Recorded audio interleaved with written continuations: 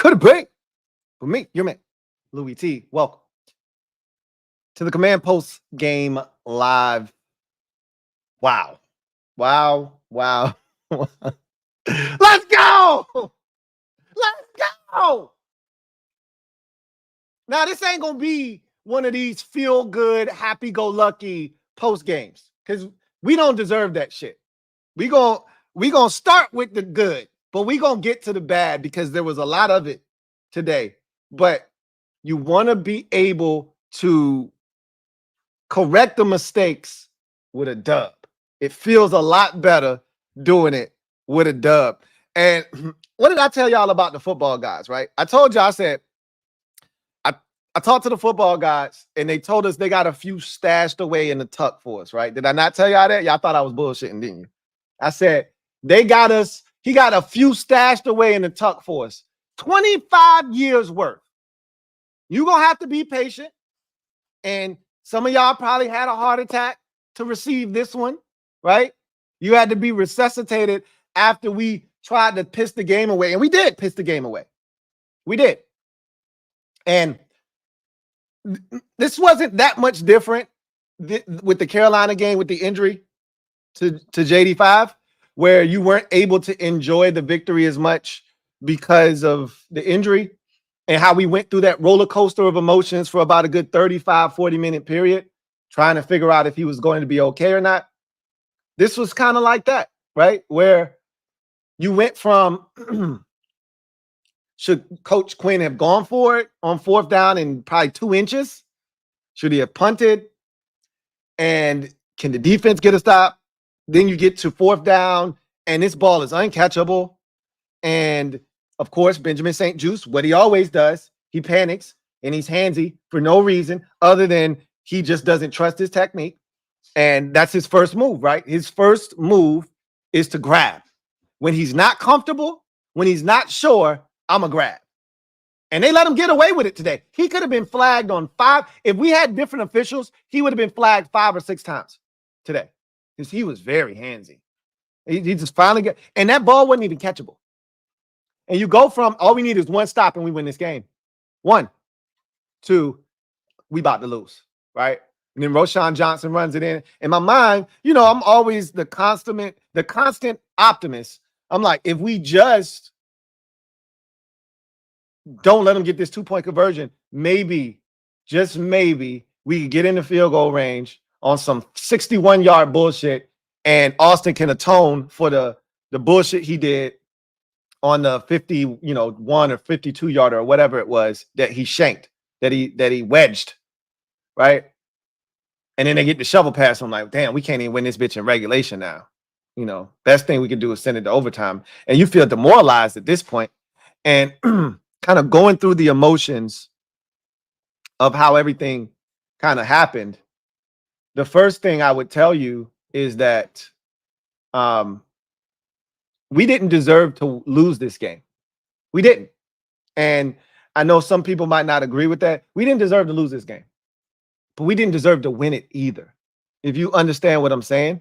Like, they weren't better than us. They didn't outplay us either, right? They didn't outplay us. They didn't outgain us. Our defense played just as good as theirs did. We had the penalties. That's where it all boils down to.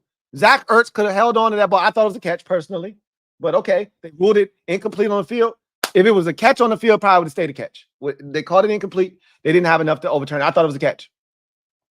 Then you had the De'Ami Brown screen inside the 5, penalty, right? Got the OZ touchdown, penalty, right? So we just kept shooting ourselves in the foot. We get all the way down inside the 5, Trent Scott, penalty, right? Now you don't score a touchdown. Now you got to kick a field goal. We did everything that we did in the Giants game, right? We did it all over again. Shot ourselves in the foot. Bow, bow, bow, bow. Plexico Burr style. Repeatedly shot ourselves in the foot. And despite all of that, and you could see the writing on the wall. We were in the mob, and you could feel it at 6-0, at 9-0, at 12-0. You could feel it. This don't feel good in our spirit. We are letting a team that has done this before come back down 17 versus Tennessee in week 1, right? We are letting a team hang around that has come back and won games before this season. And there is a belief in that locker room that if we're in it late, we're going to find a way to win. And they were this close to doing the shit again. And with every passing moment and every missed opportunity by the good guys, wasting timeouts, missed the field goal, every time we had a chance to sack Caleb Williams and we let him get away and they make a big play, every single one of these plays started to add up. And when you're up 12-0 and you burn 2 timeouts, you might be saying to yourself, well, we should be fine. We probably won't need them. In my mind, I'm saying we're going to need those 2 timeouts. And when you know it, we needed those 2 timeouts. Clearly. Could have stopped the clock when they had the ball down there, had a chance to get it back with plenty more time. Plenty more time.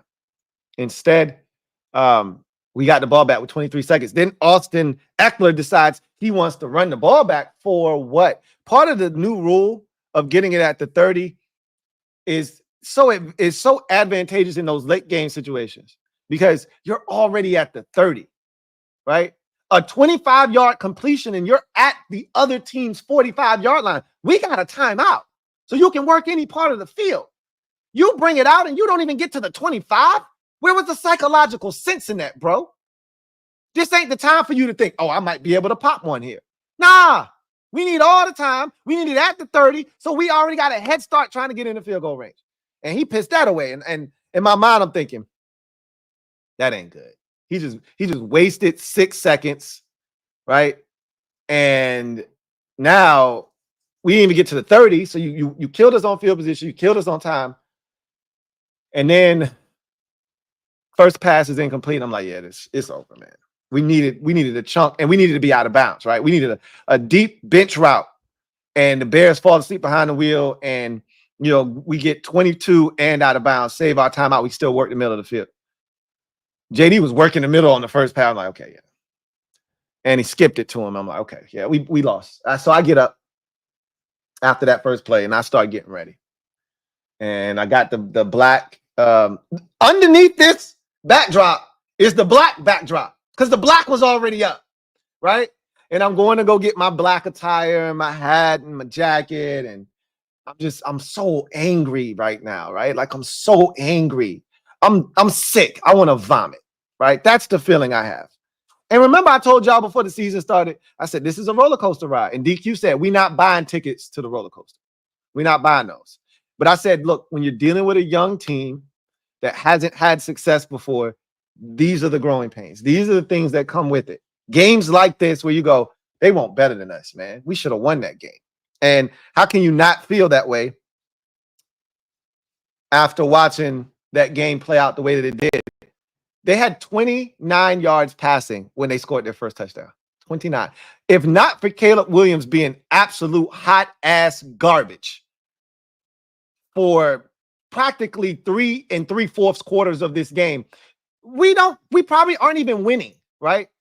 Because they could have converted on third downs. This guy was so spooked at the beginning of the game. They got a screen out to his left, and there's a blocker out there, and he throws it 15 yards over his head because he's scared, right? Like Caleb Williams was so antsy back there. And like I told you, he's got happy feet, but he's a playmaker too. And if you keep giving him opportunities, eventually he's going to make a damn play. And eventually he started to make some damn plays. And I just felt sick after this because until they scored the first touchdown, it never entered my mind we're going to lose this game. I just thought it was going to be an ugly win. But I was like, we're going to make it a lot closer than it needs to be, but we're going to win the game. Because they couldn't really stop us on offense. We were stopping ourselves. When the DeAndre Swift broke off that long touchdown run, that's when it started to enter my mind, uh-oh. We could be in some trouble here. And then that's when the offense started to sputter. We couldn't convert. We did not do well on third downs, which was very disappointing because we were in some very advantageous third down situations. We were in a lot of third and shorts. I didn't love Cliff's play calling necessarily tonight, especially when we got down in the red zone. It felt somewhat conservative. Some of the runs, I hated the JD boot on 3rd and 2 with really no real options for him to get the ball to when Montez Sweat chased him down and sacked him. I thought it was a bullshit ass call, right?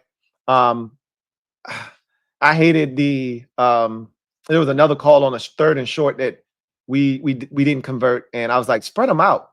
You know, get in the gun, spread them out. They can't stop us. And even if things break down, JD's legs are so effective in those situations. But gotta credit the Bears too, man. They're no slouch defensively. They're well coached. And look, I don't want to give them too much credit because I felt like we left a ton of points out there. We did. You know, again, it wasn't like they did shit to force these penalties. These were self-inflicted wounds, right? A legal man downfield twice, negating 2 separate. They didn't do shit. That was us. A false start on Trent Scott backs us up and forces us to sell. They didn't do shit. That was us. That's the shit that frustrates me. But that's what comes with a young team. But when I tell you, let me finish my story though. And when I tell you, I'm going to go pack my stuff up, get ready for the stream, got the all black backdrop up. I grabbed my jacket and I got that. I'm going to go get the hat. And I'm hearing Romo say, hey, they're going to give you, like, Ertz caught the pass and they called it last time out. And he said, they're going to give you here. You still got time. Don't throw the Hail Mary here. They're going to give you 8 to 12 yards on the sideline. You take that and it'll get you in a better shot for your Hail Mary. So, of course, I hear that and they execute it, but I'm still walking around doing shit because in my mind, the game over, man. We ain't this shit over with, right? So I'm hanging the backdrop up and I'm setting up and I'm grabbing my laptop to I got the game on both TVs now because no other games are playing at this point. So why the hell not? One TV is a little bit higher, further ahead of the other. So I go behind my setup. So I can see the 2 TVs for my setup, but I go behind my desk and into my office space. And I hear the Terry McLaurin catch and I look over and I see him run out of bounds with 2 seconds. I'm like, oh, okay, cool. So I start to go to the bathroom because I didn't even try to groom myself, right? Like that last thing I was thinking about. I'm starting to go to the bathroom to get my comb, freshen up a little bit and get ready for this stream that I don't want to do. But gotta take your lumps, right? LB's texting me, right? He just laughing. He texts me back to back, laughing my ass off. I just flick that shit out of there. Get that shit out my face, man. Right. So I pick up my laptop to set it up for the stream. And I see JD scrambling around, running out to his right. And I see him elude a couple dudes. I see the blockers come over, set a wall up for him. I'm like, oh, okay, cool. He'll get it off. At least he'll get it off. Nothing worse than not getting the Hail Mary off. So he sets up shop over the middle of the field and lets it rip. And I'm like, oh, yeah, they're going to knock this shit down. I'm like, this not even reaching the end zone. He's so far back. But it gets to about the 5. But I'm like, that ain't good enough. And I see this mass of humanity together and everybody's jumping up. Nobody's looking to catch it. This is a bunch of hands in the air. And I said this on the Bleacher Report stream, but I swear to you, I lie to you not.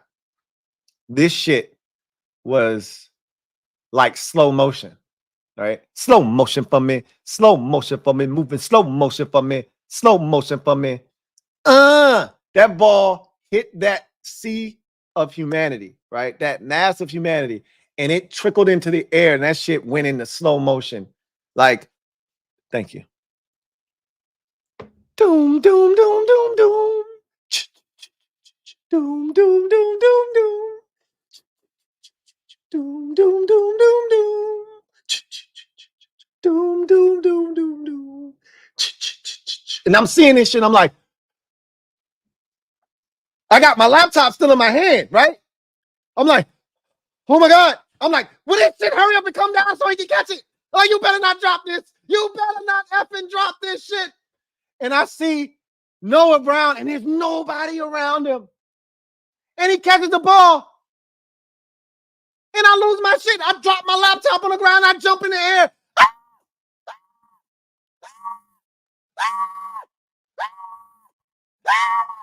My wife comes running down the steps. We won. I can't believe it. We won. He got it. We won. And I'm just screaming. And I'm jumping in the air. And I'm losing my shit. And I swear to you, I thought I could dunk. I was jumping so high in the air. And I wasn't saying nothing. And I was just jumping and screaming and jumping and screaming. And I lost my shit. I've never done that at the end of a game before in my life. And I'm sweating. My heart is racing. And I'm like, is there a flag? I can't believe this. This doesn't happen to us. There's got to be something going on here.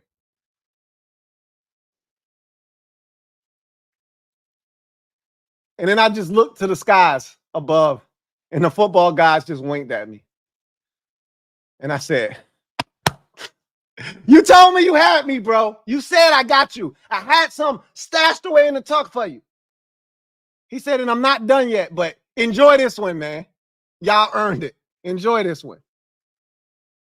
So I picked up the phone. Of course I did. I'm petty. I picked up the phone. I said, and you were saying to LB, I said, and you were saying, I said, shut your ass up. First place, bitch. He ain't say shit back. He just said, luck. After I said, and you were saying, he said, luck. I said, oh, I hit him with a classic. I hit him with a classic. Luck. You're going to love this.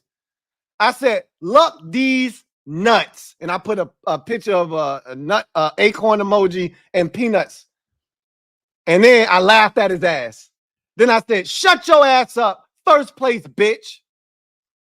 In all caps. I ain't heard from him since. Then I hit him again. I said, you mad. You big man.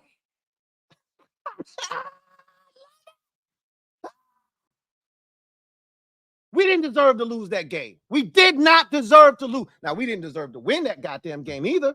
I lie to you not. We didn't deserve to win that game. But we ain't deserve to lose that shit neither, man. We were the better team.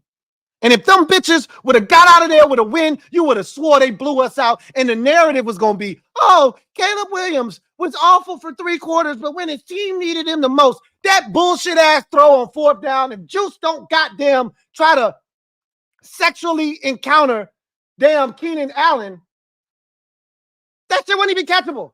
That was assault by goddamn Benjamin St. Juice. I'm so disappointed in him, but I know better. That's who he is. I'm not even mad. I'm disappointed. Because the thing, it'd be one thing if he was running and chasing him. The man was in like almost at a zone turn. And you could see the ball coming. That ball was 10 feet higher than anybody. Like, this man ain't Stretch Armstrong. How are you catching that football? Why are you grabbing him? Let him go. Let him go. It's like Frozen. Just let it go. Let it go, bro. Of course he couldn't do it. And they were gonna give Caleb the win like he did some shit. He ain't do a damn thing. He was awful. He was the reason that we were up 12-0 because he was so trash.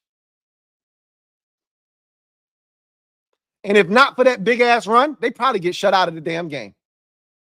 They probably get shut out because Caleb was ass. That's the reason Dan Quinn punted the ball there. And I know it's going to be a lot of debate on whether he should have done that or not.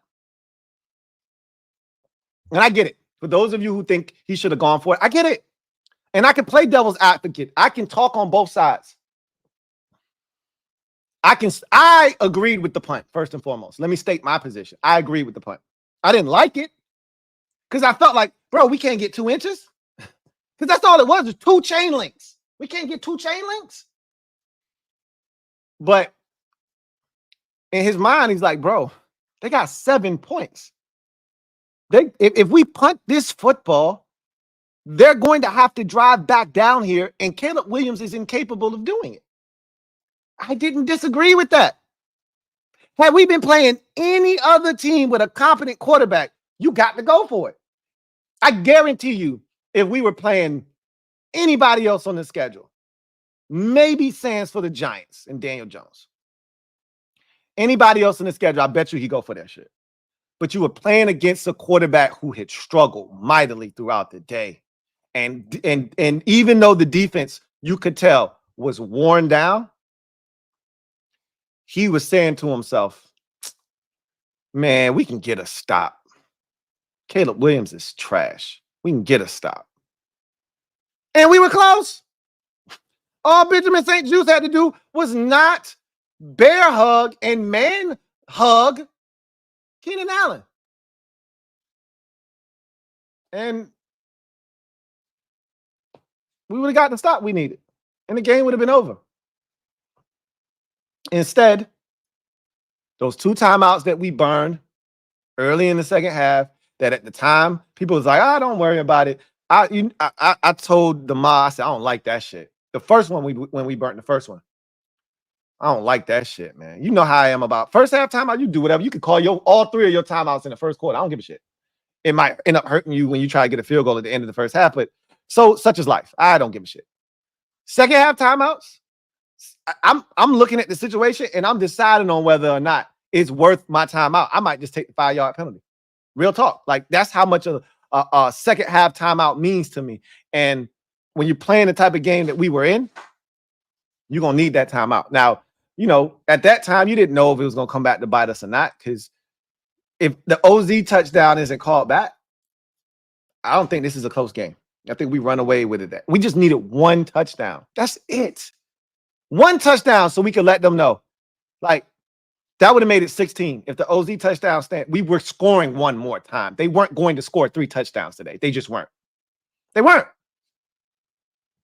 If we would have scored the OZ touchdown, we would have gotten at least 1 more field goal. I like to think we would have scored a touchdown after that. We just needed to break the seal on the damn end zone. That's it. And we couldn't get out of our own way. And the shit was so frustrating. At the end, when they scored the touchdown, I said, I want to vomit. That's how I literally felt like. I want to vomit. But then I had a conversation with the football guys before I went on my Bleacher Report stream. And I said, man, why you do that?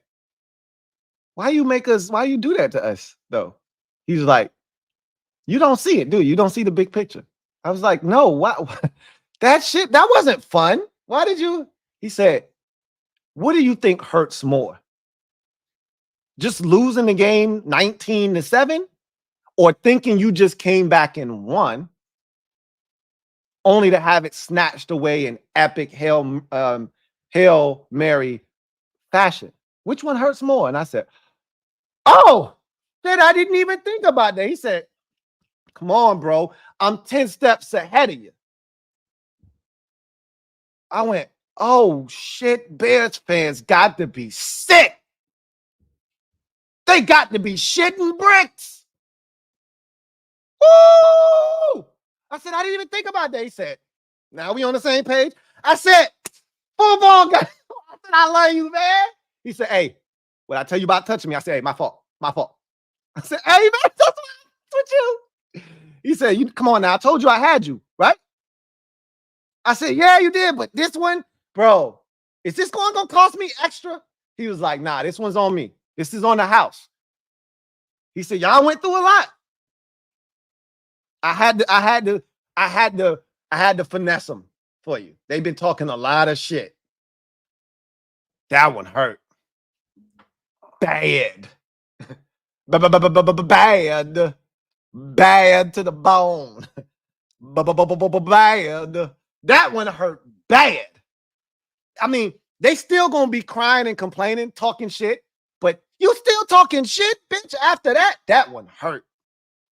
I mean, that shit hurt LB, and it didn't even happen to his team.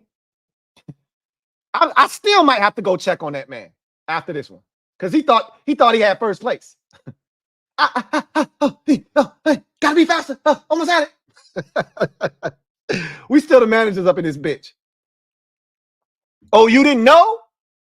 Your ass better call somebody. We run the front desk till we say so. Now, for as dramatic of a finish as that was, we should not have been in that position. We should not have been in that predicament. Should have never been there. And that's the part that until we can get past, and you know what? That might just be a part of who we are this year. You don't know when it's going to show up. More times than not, it's been showing up at home. We haven't had these issues in the red zone where we got penalties and mistakes. We haven't had those. First of all, let me say this. Shout out to the crowd. You were spectacular. They were talking about it on the telecast, how good you guys were. I could hear it. There was a third down where they had 2 penalties in a row. That was all the crowd noise. You guys were spectacular. You give yourselves a round of applause. The fans are back, and it's real. And that was the first time, like, I remember asking y'all when we came back home for Cleveland, you know, how was the energy? Y'all was like, yo, it was a vibe. It was buzzing. Y'all like, yeah, I didn't really feel it, right? Y'all tell me it was. I trust y'all. The next time we were home was Carolina. I was like, yo, I felt it and I heard it, especially after the DFJ pick 6. Like, I felt that energy. I felt it from the opening kickoff all the way into the very bitter end when we thought we had lost to the Hail Mary, where we were going nuts. I mean, I couldn't hear nothing then. I was screaming so goddamn loud. I probably woke the neighbors. My wife comes running downstairs. I'm glad she didn't fall and no shit like that, because she was hauling ass. I ain't never heard her come down the steps that goddamn fast, screaming, "Did we win? Did we come back?" And I'm like, I didn't even answer her question. I just kept screaming and jumping and screaming and jumping and screaming and jumping and screaming and jumping. And then she started screaming and jumping, and we were both screaming and jumping, right? It was just a roller coaster of emotions that should have never have taken place. But if you tell me it needed to happen to stick it to Bears fans that much more, I'm willing to take the heartbreak and the disappointment of how the game went to get to that outcome that we wanted to reach, but just in a more epic fashion that sticks it to them and makes them feel like pure team shit right now. You know, anytime you snatch defeat from the jaws of victory, those are the ones that hurt. You know, the Titans game, that's the game that hurt me the most in 2020. Well, what was it? 2022. The Vikings game. Those were the games that hurt the most. Right? Those hurt way more than the Indianapolis win. You know, felt good. That shit hurt way more. Right? It's those losses, those are the ones that stick out. We'll never forget this. This is going to end up having a nickname. We just got to figure out what the nickname is. The Brown Bomb or some shit like that. You know, it's going to be something along those lines. Somebody, I saw Maryland Miracle. I don't want to do Miracle. F that. Like, we got to come up with something else. But whatever you call it, whatever the hell you want, our prayers were answered. So I don't know what they're going to call it, but I just know Jaden Daniels had his first 300-yard performance of his NFL career. How fitting, right? In epic fashion that it would come like that. He gutted through it too. He wasn't 100% clearly. And he went out there and gave us everything he had. And fortunately enough for us, it was enough. It almost wasn't, but it was. It was enough. And so, okay, I'm about to say somebody got to get a flag called on them, because this has gone on for too long. I'm seeing people hit people in the face, and somebody got to get a flag here. Can't keep letting they fought for 25 yards. I don't know what they're gonna call this thing, but it'll get a name. It's got to be organic. We can't force it. Somebody said definitely not the Brown Bomb, Lou. Well, you know what? We won't shit. It should be the Brown Bomb, because we won't shit. All right? It should be the Brown Bomb, because we won't shit, and we deserve to lose that game, but we didn't deserve to lose that game. I'm going to keep saying this because we were the better team, and we should have won, but we shouldn't have won because we made too many goddamn old mistakes. We made too many damn mistakes. But when it's all said and done, and you look at the totality of everything, it's a young team trying to figure it out. It's a young team trying to put the pieces of the puzzle together. And while they were able to find a way to win, you can't do this against better opponents, right? If this were, again, the only other team you might have been able to get away with this shit against is the Steelers, because you don't know what offense is going to show up with them. And maybe the Giants, because they struggle to score too. But you pull this shit on Philadelphia, Dallas, like, you're going to lose without question. You do this to Atlanta, you're going to lose. Teams that can score, teams with quarterbacks that aren't going to miss. And obviously, you're not going to get the same coverage that they saw today, that Caleb Williams saw. We saw a rookie under duress whose mind was just racing, right? You could tell his mind was racing because his mannerisms and his actions, showed that. Throwing a screen away when you got a blocker out in front and nobody else out there. Like, Tony Romo was like, I don't know what he was doing, but they had a big play written on. I'm like, yeah. The offensive lineman got out there, blocked the damn corner, and there was nobody else out there. I'm like, bro, what are you doing? He missed the open receiver on the first possession, threw it behind him at 120 miles an hour. Like, he was funky as hell. And if he was just below average, they probably beat us. But because he was awful, we almost won, just based off of his poor play. But we gotta be better than that shit, man. But I'm all like, I didn't even set up the stream, the way that I needed to for the BetUS push. So I'm gonna just tell y'all like this. BetUS has got you covered. Fastest payouts in the industry, right?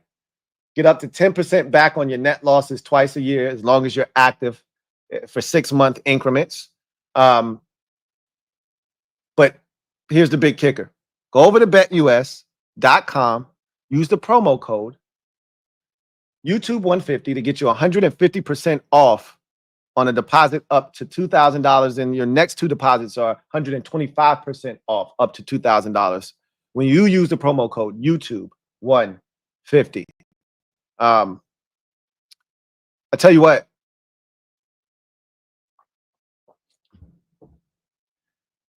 the line shifted. I don't know if y'all saw this, and the line shifted though to it. We were 2-point dogs. It might have even, depending on what book you were at, and on BetUS, we were 2-point dogs with BetUS. And then by the time we got to the kick, once Jaden Daniels was announced that he was playing, we were 1-point favorites. I don't think I've ever seen a Commanders player, because only quarterbacks can do this, by the way.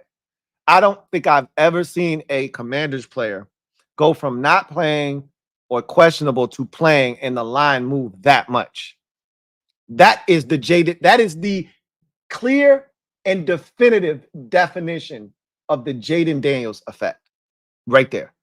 That line moved from 2-point dogs to 1-point favorite, just off the strength of JD5 starting this game. That's power, folks. That's power right there. That's one of them ones, influence. And he was really good today too. I got to say that. He was really good today, given the circumstances. He had a lot of drop balls. Noah Brown had 2 drops. Zach Ertz had a drop. Terry had a drop. So, we had some drops today. And I thought the Zach Ertz catch was a touchdown. I did think that was a touchdown. Obviously, they thought differently. We had the OZ call. That was a great block by Terry, too. I hate to see that negated because of, a guy barely down the field. It's the right call. I'm not here to complain about it. It is what it is, right? Cosme was if the rule is 1 yard, Cosme was 1.5 yards, 2 yards max. Like, he even realized it, tried to come back, and they still popped him. So that was really disappointing. But ball out. That was really disappointing, but we shot ourselves in the foot. Same shit we did against the Giants. And I can't stress this enough. And I'm sick of this shit with Terry. I love him to death. He got to score on these damn deep balls, man. I'm sick of this shit. He literally was just on the mic'd up talking about, I got to kick through.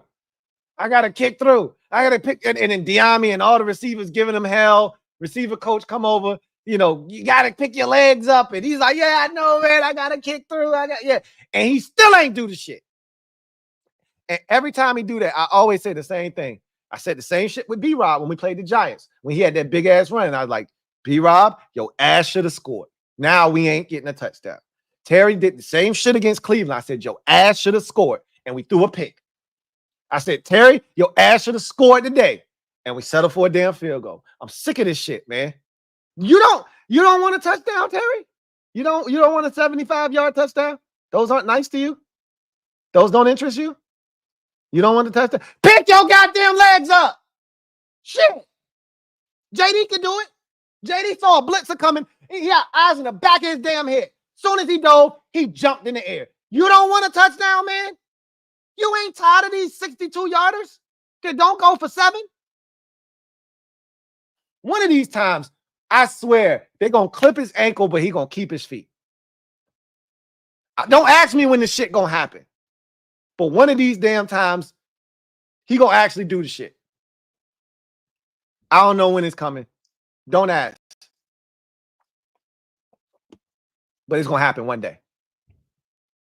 Anyway, I digress. Let's get to the comment section, man. Enough of me babbling and rambling. 18-15. What a dramatic victory. Have you guys ever been a part of anything quite like that before? Seriously. I've walked you through my emotions, how the end of the game went, how I reacted to it. I got on the Bleacher Report stream and my heart was just racing. I had to calm myself down, right? Have you ever been a part of anything like that as a fan? High school, college, whatever, right? Fan, player, anything. I'd love to hear about it. That's the craziest shit I've ever been through right there, without question. Fan, player, all of that good stuff. Anthony P, thank you for the super chat. Greatly appreciate you. Thank you for being a member of the MOBB, who writes, Silly Bears thought they won. Hashtag it's different. They did. And shit, if I were them, I would have thought I won, right? Like I told you, that wasn't nothing but karma. Like somebody had said that like people been sending me all types of bear shit, right? You know, I got to the point at the end where I was like, yo, I don't even care no more. I just want to play. I just want the game to happen. Like I've seen enough of this shit. You know, I'm like at my piss-o-meters limit. Like I can't get any more like upset. I'm at the top. Like I just want to beat them at this point. And they were advocating for hurting JD and just all kinds of nasty, malicious shit. And I'm like, and I told the person, like, I don't engage in that shit. Karma is her name. And she's a some bitch. Oh, she's a nasty son of a bitch. Treat her good. Right? Treat her nice. And she'll be kind to you. But you treat her nasty. Oh. She's a dirty hoe. I said, oh, don't worry. Karma. She's a some bitch. Theirs is coming. I couldn't imagine, because I'm not advocating for anybody to get hurt. I don't want Caleb. This is exactly how I wanted to hurt him. I would have preferred to blow him out. Let me be honest with you. I don't need this shit. I don't need to almost lose my voice from screaming and jumping in the air. I don't need to think I just lost the game and be upset, feeling nauseous and shit, only to come from behind and win an epic. I don't need that shit. I would have been perfectly fine with a 33-10 victory. Stomp on these boys and keep it pushing. But, you know, I would have rather won this game. We being honest with each other. I would have rather won this game 12-7 with a defensive stop. That would have felt better to me, because I was telling the mob, we gotta win games like this. We've clearly learned and mastered the art of busting somebody's shit when you ain't good, right? You Cleveland, you Carolina, you Arizona. We've mastered the art of busting your shit if you ain't with it. What we haven't mastered is the ability to win the close games. Now, we've won 2 out of the 3 close games we've been in, right? Three out of 4, rather. The Cincinnati game, the Giants game, and this game, obviously. Now, we didn't win the Baltimore game, but that one wasn't really as close. We were down 14, right? It was 27-13, right? DQ said it felt like a blowout. He's not wrong. Like we need a Herculean effort from both Jaden and Terry in multiple instances to not get blown out in that game. So we need tests like this, and I would have rather passed the test defensively, just so those guys could have left this game with confidence, not just on the defensive side, but on the offensive side. Like, hey, we don't have our fastball, but the D got our back, and we didn't give them a lot to work with, but they still found a way to get it done. I would have preferred the game went like that, but silly Bears. Wins are for Commanders. They thought this win, they thought this dub was for them. Silly Bears. DMV fan 123. Thank you for the super chat. Greatly appreciate you. Who writes OMG. Yeah, I think that kind of explains, I think, how most of us felt watching this thing transpire. OMG. Oh, mother effing MG. DeQuevis. Thank you for the super chat. Greatly appreciate you. DeQuevis writes, Lou, this game took 10 years off my life, but the football gods are on our side finally. 6-2. I can't believe it. Noah Brown didn't catch anything all game. He was struggling today. I won't say he didn't catch anything because he had probably like 3 catches today, but he also had like 2 or 3 drops. Yeah, he was struggling, you know, and you know what? We probably was due for one of them type of games from him because he'd been catching everything, bro. So we were probably due for one of those type of games. But when we needed him the most, even though he ain't do anything spectacular, but hell, being in the right place at the right time. What I always tell y'all about luck, right? Luck is the intersection of preparation and being prepared, right? It's the cross section of being prepared and then being also ready. Like, and so what I mean by that is the preparation was the play right before it to get the yards necessary to then go out of bounds to set you up with a closer Hail Mary, right? To not try no dumb shit like throw it underneath and then try all these laterals. That shit don't ever work. The play was you had 5 seconds, 3 yard, 3-second route. Boom, catch it, run out of bounds, 2 seconds left. Get you 12 yards or so, right? And then being ready when that opportunity presents itself. They prepared, and then they were ready to receive the luck as it happened, and then the ball caroms. And you're taught to have one guy behind everybody. You're taught to have that happen. And sure enough, that carom went right to him. And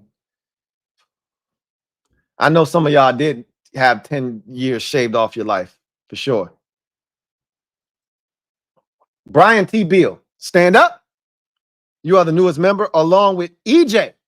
You stand up. You too are the newest member of the MOBB mob. You know what to do. Show Brian T. Beal and EJ some love. Welcome them with open arms. Show them what it's like to be a part of this crazy, wacky mob squad. We were going through so many emotions in the mob. And I just want to give a shout out to the mob for hanging in there. Only one person I think might have bailed on us. I don't know. He might have stayed, but I think he bailed. I don't remember seeing anything else from him. And I'm calling people out. I call people out in the mob.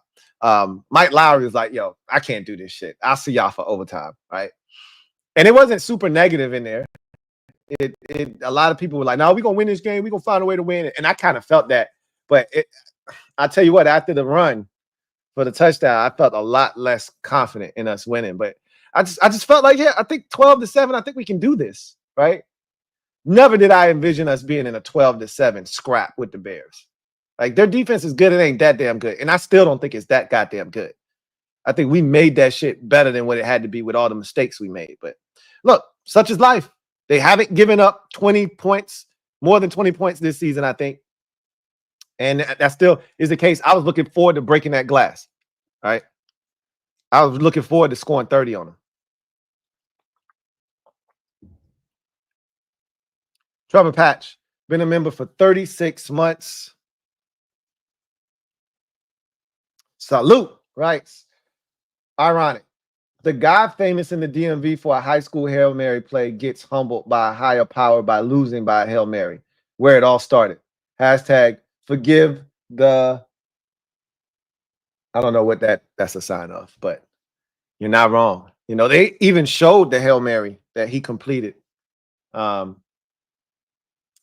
against, I think he was playing against DeMatha, right? Yeah, that's wild. I didn't even think about that either, but that's wild. And I'm pretty sure the way he felt about that game at high school, he probably felt about this game on the other side. He see how it feels now to be on the other side of it. Gregory Vini, thank you for the super chat. Greatly appreciate you. My guy Gregory writes, I'm still shooketh. What a win. What a win indeed.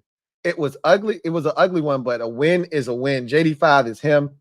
Hashtag and still in first place in the NFC East, the Washington Commanders. Yeah. Give it to him, Gregory. And still, Just Andre. Been a member for 33 months.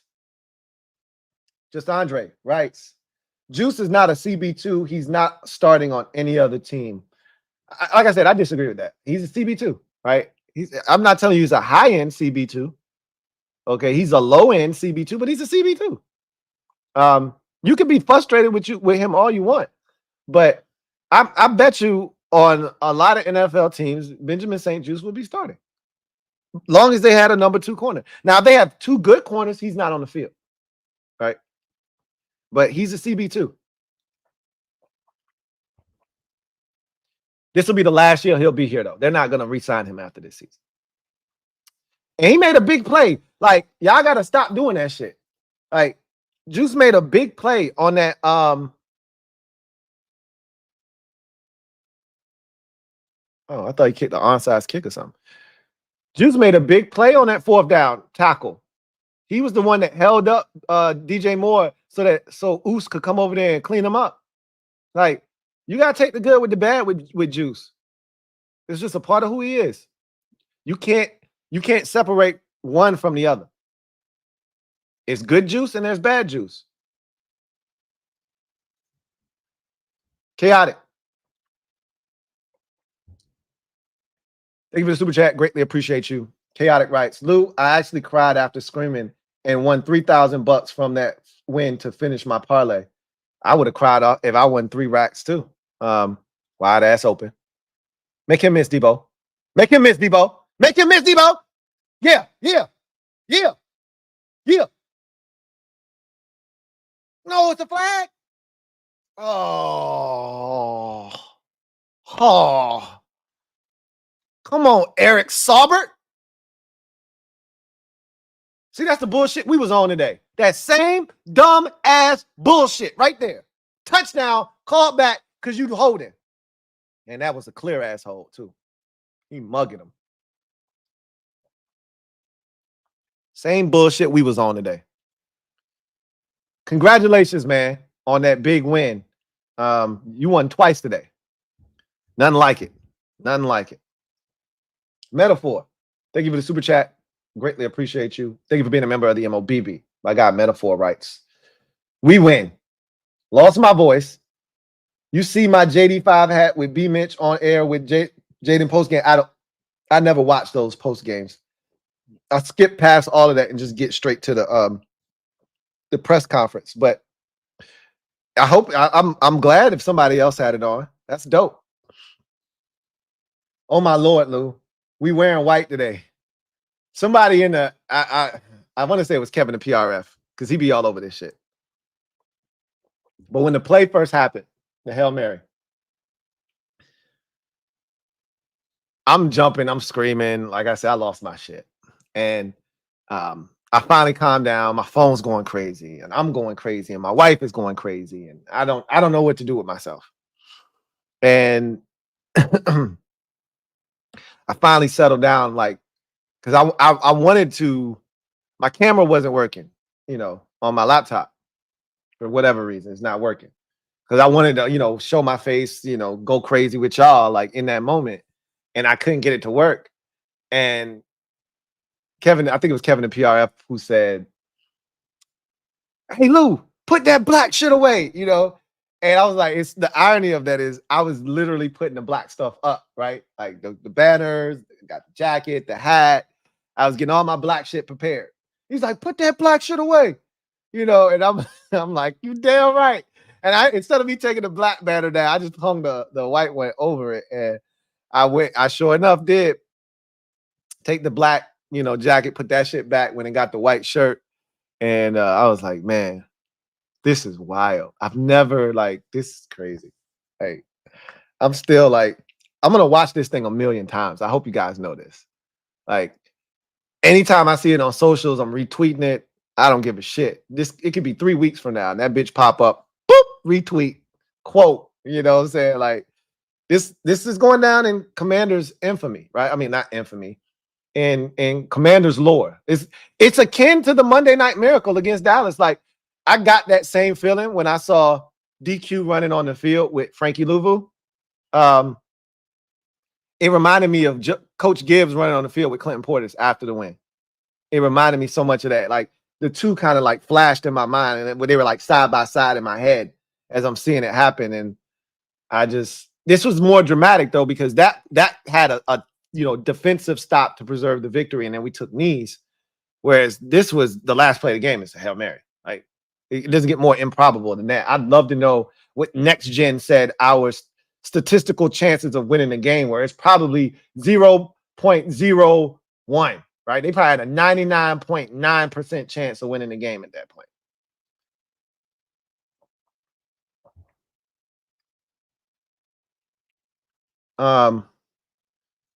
Jorn, been a member for 31 months. Who writes, what a time to be alive. That's my quarterback. What a time to be alive indeed, man. What a time.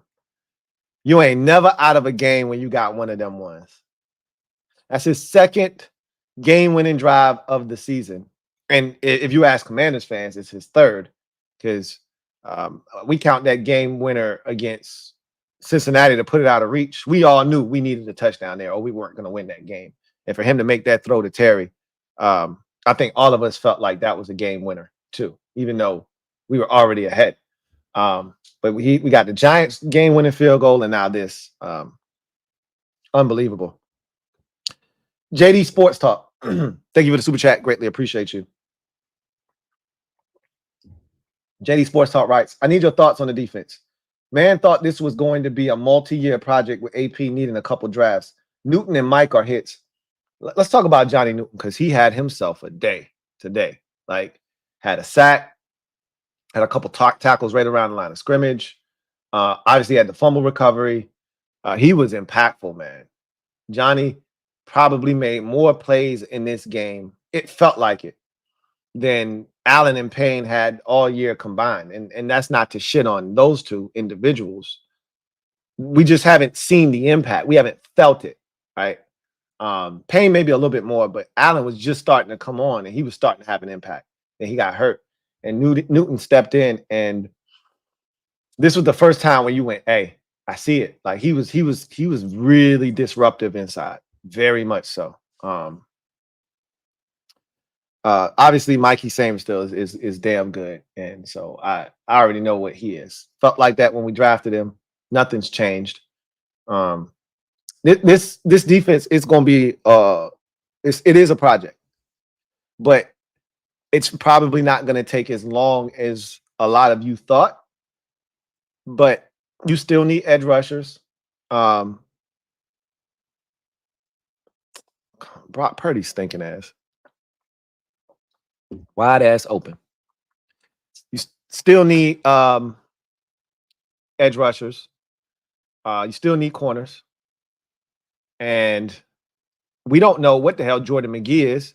You still need a middle linebacker. He might be the answer, for all we know, but we don't know that right now. So it's still going to take some time. But could it happen a lot quicker than any of us think? Sure. Now I will say this. I didn't think the defense was great today. I thought it was good for the situation. But trust and believe, if we were playing a better quarterback, the defense would not have looked as good as it did for 3 quarters. Okay. Understand that. Caleb Williams left a lot of meat on the bone. I'm talking about he took one bite of the chicken and put the shit back on the plate. And you got people like my wife screaming like, you better finish that chicken.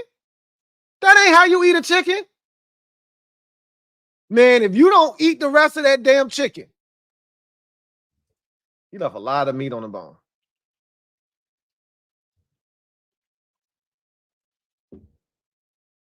Cole, thank you for the super chat.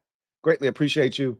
Thank you for being a member of the MOBB, who writes, a few skipped heartbeats later, and we're now 6-2, Lou. Indeed. I didn't skip any beats. I just lost my shit for a spell there. I literally was screaming at the top of my lungs for like a minute straight. That was not smart on my part, but I lost my mind. What can I say? What more can I say? What more can I say, man? That's never happened to me before. It's hard for me to react to something that I've never experienced.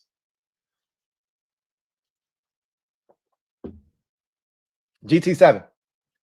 Thank you for the super chat. Greatly appreciate you. Thank you for being a member of the MOBB, who writes, damn, it feels good to be a gangster. Doesn't it, GT7? After last year, that's exactly how we should have beat the Bears, Louie. I can't be critical until tomorrow, HTTC. I have no problems compartmentalizing and being critical right now, and I have already. But at the end of the day, that's some nice get back, man. You want it to hurt. Would you have preferred to double them up like they doubled us up last year? Yeah, I would have.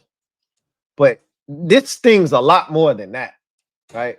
Last year, you were just like kind of stunned by how inept we were, but you were more disappointed. Like, yo, what the fuck was that? This right here, you can't even comprehend it. You just like, I don't know. I don't know what to say. Like, you're speechless. You're at a loss for words if you're the Bears, because you thought you won the game. Rob, you been a member for 38 months. Salute, my guy Rob. You once again, big shout out for the very generous dono on Cash App. I can't thank you enough for your support, and I really do appreciate you, my guy Rob. You right, shaking my damn head. A win is a win, but damn, they got to cut this failure to execute in the red zone out. BSJ can't help himself with his hands. I already told y'all. That's who he is. What did I tell you one of the keys to the game was, huh? 2 of my biggest keys to the game, we floundered and flopped miserably on. I said, hey, we got to be better in the red zone at home. And I've been talking about it for 2 weeks now, right? Got to be better in the red zone. Last week, we were 3 of 6. That shit ain't good. That's 50%. 50% is cool when you in the red zone twice and you go 1 of 2. 50% ain't cool when you get in the red zone 6 times and you settle for 3 field goals. That's not okay. We were 25% coming into last week, and my guess is we probably got up to like 33 or 34% at home after last week's game. And then we reverted right back to where we were. Shit at home in the red zone. And I said, if you want to beat the Bears, just score points. They don't score points. Don't let the last 2 weeks fool you. They offense ain't shit. We ain't Jacksonville. We ain't Carolina.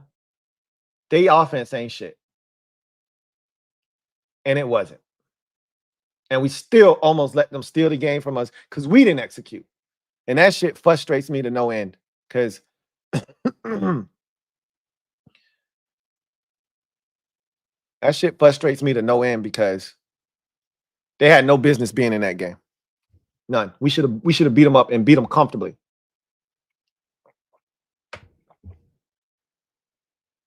Jack Taberley, thank you for the super chat. Greatly appreciate it. Thank you for being a member of the MOBB.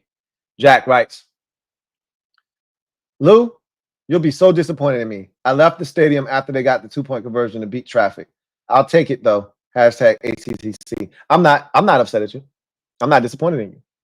Because a lot of people, you weren't the only one that heard the roar of the crowd as you got in your car, or, you know, had to find out about it on your phone because you were already too far gone. You ain't the only one. Because that traffic ain't no joke. And I who didn't think the game was over after the 2-point conversion? Because at least had they not gotten a 2-pointer, in my mind, I'm like, yo, we can still win this bitch in regulation. Like, Austin Sauber owes me after that bullshit he pulled earlier. He owes me. So if this shit come down to a 59-yarder or a 60-yarder, he owed me. But when they got the 2-point, I didn't want overtime. I didn't want any more of this shit. I was done. I wanted to win in regulation. That's what I wanted. And like you said, we'll take it any way we can get it. James Caroline, thank you for the super chat. Greatly appreciate you. Thank you for the super chat. James. Jake Fleming, thank you for the super chat. Greatly appreciate you. Thank you for being a member of the MOBB. My guy, Jake, writes, Romo was really saying we should put Mariota in for the Hail Mary attempt because of the rib. Jaden's first 300-yard game was legendary. Hell, first of all, F Tony Romo and Jim Nantz. I don't want them doing no more of our goddamn games. I say that tongue in cheek. Like, they weren't terrible. But goddamn it, it felt like they were rooting for the Bears the entire goddamn game. I know Romo doesn't like us. I know that. I don't think he's super biased. I'm not one of those people like, hey, I don't want Tony Romo to do any of our games. I don't feel that. Good play. I don't feel that he's biased, like, over the top to the point where I'm like, yo, I can't do it. I got to watch the game on mute. Like, it's not that bad. But it just felt like they was rooting for the damn Bears today. Like, correct me if I'm wrong. It feels like the Bears need a Devin Hester type play. I'm like, what the fuck are you talking about? Shut up. 2 plays later, they get the big ass run for the touchdown from DeAndre Swift. Well, that was the Devin Hester play you were talking about, right? Like, shut up. Well, he hasn't missed a field goal all year long. I said this shit 6 times before he kicked. I counted. And then, of course, he kicks the wedgie. And I'm like, oh, golly. Fumble! God damn it. And it was like they were talking to shit. Oh, the Bears, they've got a big time tight end, and they haven't gotten him. And then, of course, he catches the ball for 20 yards over the middle of the field. Like, shut up already. But seriously, all jokes aside, Romo was the one that said, hey, they're gonna give them the sideline here. You can get 8 to 12 yards. The play isn't to throw the Hail Mary here on this particular snap. It's to get to 8 to 12 yards, get out of bounds, and then throw the Hail Mary. And that was the difference. Obviously, that was the difference. Please don't tell me you just got a flag doing some stupid shit. Okay. Yeah, I heard him say the Mariota shit. I was like, Mariota only had an arm to get that shit all the way down there. Why would you put him in? Ethan Dykes, thank you for the super chat. Greatly appreciate you. Ethan writes, if this ain't evidence of the football gods, man, like I said, we had a full-fledged after the game because I was not happy with the football guys, putting us through. Like, if you was gonna let us win, why you do us? Why you ain't just let us get it after the 4th down? Why you do that to us? He was like, bro, you ain't see it? I was like, see what? You ain't see what I just did? I was like, no. What are you talking about? First of all, I was gracious, right? Extremely deep gratitude. I just want you to know that. But after that, I was like, bro, really? Did you have to do us like that, though? He's like, this ain't about y'all. This wasn't about you in particular. This was more about what you wanted and how you wanted it done. You wanted to hurt the Bears, right? As bad as you could. I was like, oh, you sly devil, you. He's like, don't call me a devil. My bad. I was like, come here, man. He's like, and don't touch me. Noted. Sorry. Man. JP, my guy, John Perez, thank you for the super chat. Greatly appreciate you. JP, thank you for being a member of the MOBB who writes, got a lot to say. Coaching was bad. Refs were bad. Jaden struggled. We watched two totally different games. Two totally different games. Say Juice almost blew it, and we still found a way to win thanks to 5. I don't think the coaching was bad. I didn't love some of the play calls. I will admit I didn't love some of the play calls. You're probably hypercritical. It's easy after the fact, seeing how things turned out. You're going to second guess Dan Quinn, and you might have been second guessing him in the moment. And a lot of people were. And I get it.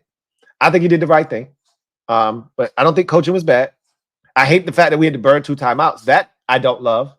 And if you want to put that on the plate of the coaches, go right ahead. I hate that. Right. But the refs weren't bad. They did their job. They pretty much let Benjamin St. Juste get away with assault and battery all game long. And they finally threw it at the end when it was obvious. Like, those penalties on us were penalties. Guys were down the field. It is what it is. The Bears had the same shit. Like, they're cracking down on it. I thought the Ertz catch was a catch. They said it wasn't. It wasn't enough to overturn it. If you called it incomplete, it was going to stay incomplete. If they called it a catch, it probably would have stayed a catch. So it is what it is. I didn't think this was a poorly officiated. I definitely don't think Jaden struggled. We watched 2 totally different games. Was he his normal, super accurate self?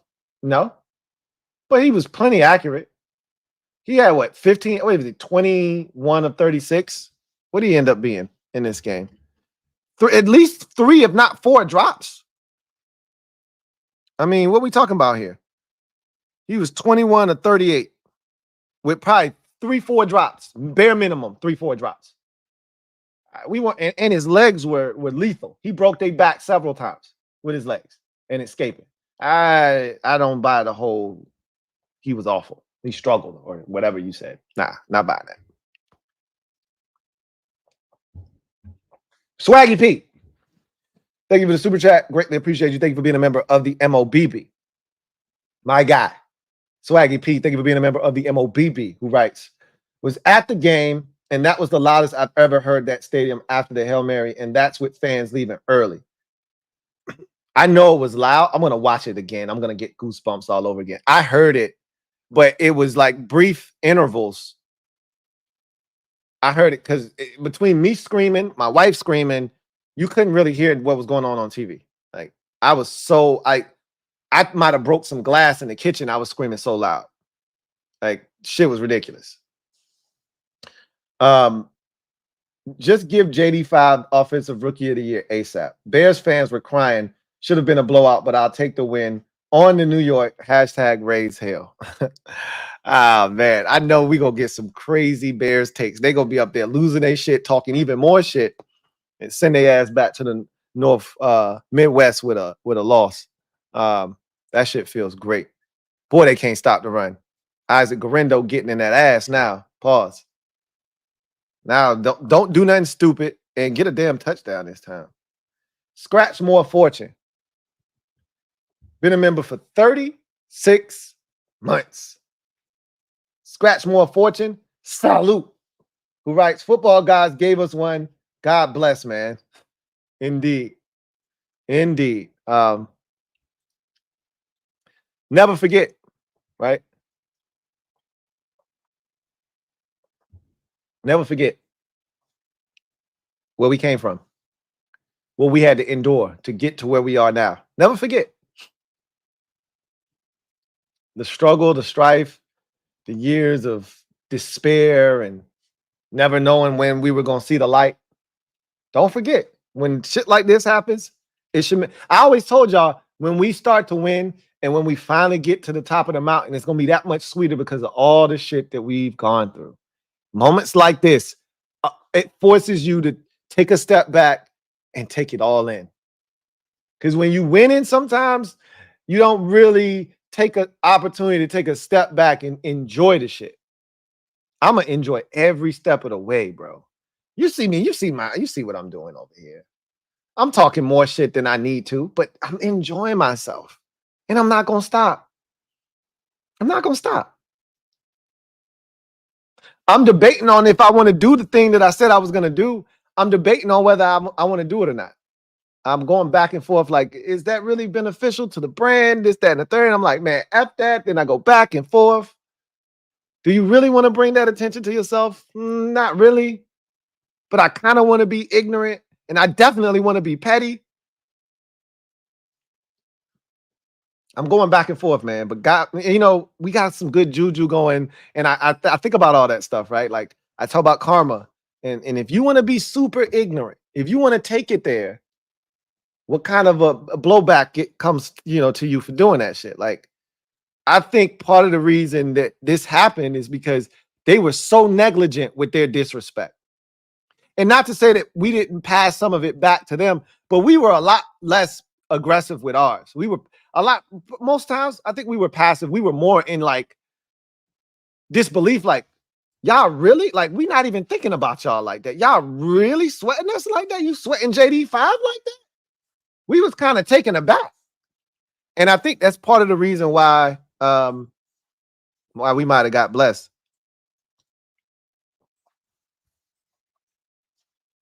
So they're saying the Commanders Hail Mary, what you didn't see. What didn't I see? I got to see this at halftime. Jeffrey Biabo, thank you for the super chat. Greatly appreciate you. Jeffrey writes, Louie, I think that ball wasn't making it to the end zone, or maybe it was too close. No, it wasn't getting to the end zone. That's how it got tipped, and off the ricochet, it went right to him. That ball was probably 3 to 5 yards short of the end zone. Either by rule, if it lands in front of the goal line, you have to return it. Oh, you talking about the kickoff? Excuse me, Garindo. I love it. You talking about the kickoff? No. That ball was gonna land. He caught that ball about a half yard into the end zone. He could have, like, it doesn't benefit you if it lands in the landing zone and then goes in the end zone. You're only getting it at 20 at that point. That ball was, he caught that ball in the end zone. In the end zone. He's supposed to take a knee there. I ain't trying to hear that. Not when you press for time and you get it at the 30. Like, chances are you're not going to have a return past the 30. Come on, Kittle. You better than that shit, man. I'm telling you, the 49ers, they doing that same dumb shit we was doing. And they might not be as fortunate. They might not come out with the win. They doing the same dumbass shit we was doing. Every time they get a good play, that shit get called back because they did something stupid as hell. Look, drop pass by Debo. That shit was set up nice too. Set up nice. Drop that bitch. They doing dumb shit. They gonna lose this game. 49ers ain't doing shit this year. They gonna lose this game. They gonna lose this goddamn game. Kevin the PRF. Been a member for 30 months. My guy, Kev, writes, shout out to Refrigerator Larry. Handoff drills after practice this week. Refrigerator Larry. I love it. I love it. I don't know what the hell they were thinking there. That was so stupid and dumb. You get all the way down to the 2-yard line and you get cute. You try to hand it off to an offensive lineman? What kind of bullshit is that? Like, they deserve to fumble that shit. That shit was sloppily done. It was poorly executed. And it was a bad play call. It was a bad play call. Even if he would have got the handoff clean, he still could have fumbled if you hit him. Them dudes don't know how to carry the rock. A lot of times when offensive linemen end up with the ball, they ask fumble. 90% of the time they ask fumble. Because they don't know how to hold the damn football. You don't give it to them at the 2? You deserve that shit. You deserve that shit to happen. Can you at least get back in the field goal range? Thank you. Jesus. Don't let them get the field goal down back. First of all, make the damn field goal. You got like your 9th kicker of the season. Ricky D. Hustle. Thank you for the super chat. Greatly appreciate you. Ricky writes, Lou, I lost my mind for 10 minutes after the score. Yeah, I did too. I had so many people, texting me and so many emotions running through me. I was all over the place. I had to get my wits. I knew I had shows to do. Like, I'm gonna be honest. I really didn't want to do Bleacher Report today. I just wanted to come on and chop it up with y'all. I really didn't want to do Bleacher Report today, but I had an obligation. I just wanted to get on with y'all and just kind of like bask in that moment with y'all. But duty calls. But that shit was wild. Wild. My aunt don't never text me. Okay. Never a strong word. My aunt rarely texts me. She texts me like, "Oh my God, congratulations on the win." Like, that shit was so crazy. Everybody saw the shit. All right, good job, Anders. And yeah, man. That one goes down. That one goes down in the history books right there. I can't wait to see what the name of it is going to be. He says, "We dominated everywhere but the scoreboard. But this is JD5's first 300-yard game, Noah Brown's first touchdown this season. It couldn't have come in more epic fashion for either one of them." Yeah, we dominated this game. That's what I said. I said that on BR. I said that here. We didn't deserve to lose the game, but we didn't deserve to win it either. But we dominated that game. Like, let's go to the statistics. I haven't even looked at them yet because I just been my brain has been scattered, right? I had scatterbrain, so I haven't looked at anything. The Bears were 2 of 12 on third downs. I mean, we weren't terribly better. We were 5 of 15, which is not who we are, but it's better than 2 of 12. They were 0 of 1 on fourth downs, right? Obviously, we didn't go for any fourth downs in the game. We outgained them. I said by at least 150. We outgained them by 174 yards, right? 307 to 481, right? So we outgained them significantly. We averaged almost 2 yards per play more than them, during the game. We had 313 yards passing. They had 111 yards passing, right?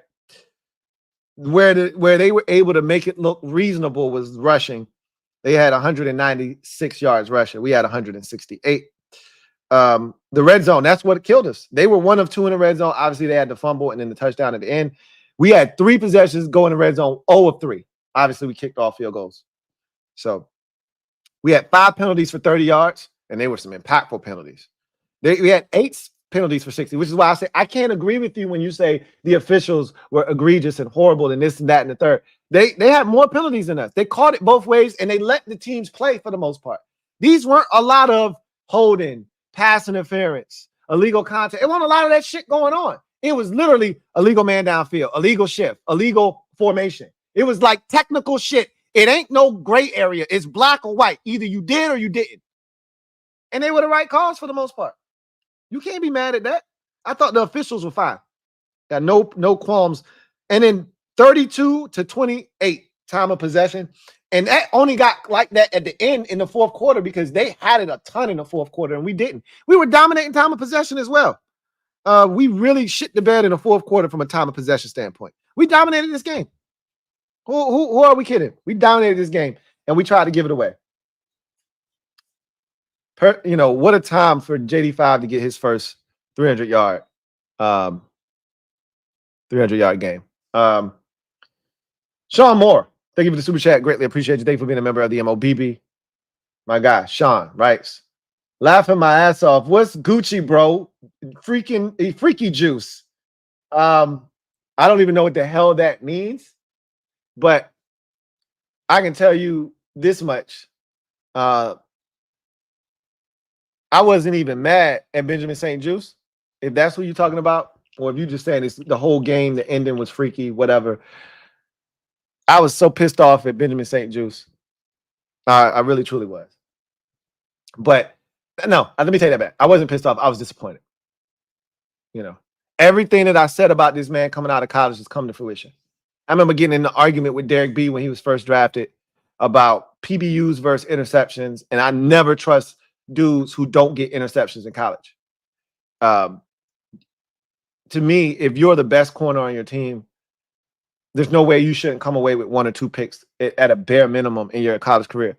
It don't take much to end up with a pick in college. You just got to be in the right place at the right time. Ball get tipped in the air, caroms off some shit. You pick it off, You get your hand on something, pop in the air, and then you pick it off, or you jump a slant, or you jump a route, or one of the most common ones in college is overthrows, right?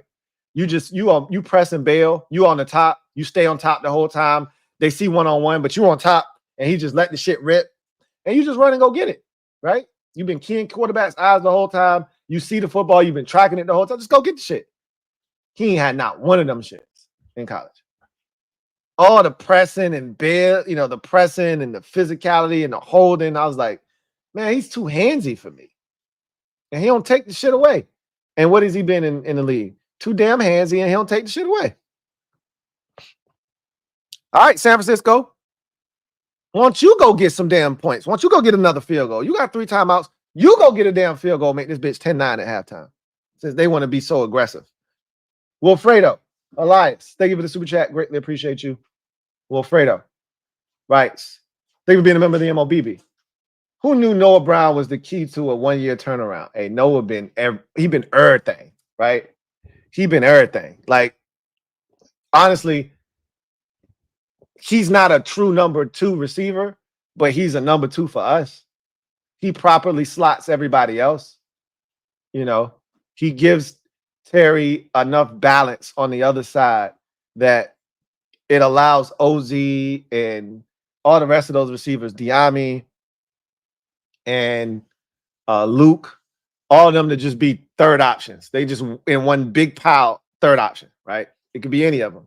But Noah is the clear number 2 option at receiver.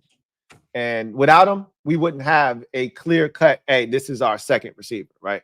He's been huge. He's been huge. Rob Yu, thank you for the super chat. Greatly appreciate you. My guy, Rob Yu, writes, my nerves can't take Trent Scott at left tackle. You and me both. You and me both. You have to help him. He was getting beat like he stole something over there, and it was really speeding up JD5's clock, and I don't like it. And, for as much shit as we've talked over the years about Andrew Wiley, when his ass went down, I was like, yo, this shit could turn from bad to worse real quick. All that shit y'all been talking. I told you he's growing on me. But I'm telling you, no Brandon Coleman, and then, Cornelius Lucas goes down, and Wiley was having some issues. I don't know. No, he didn't. Oh, they just punted the ball. Yeah. So I'm about to say, how that TV ain't ahead of me. I'm watching it right here. So yeah, I don't know what the extent of Cornelius Lucas's injury is. We don't know how long it's going to take Brandon Coleman to come back. I'm not the biggest Brandon Coleman fan, but I can tell you this much. I don't want Trent Scott in the game in any capacity other than down in the goal line. And even that, he been effing up there, right? He had 2 massive false starts today. He had a massive false start in the Giants game that knocked us back.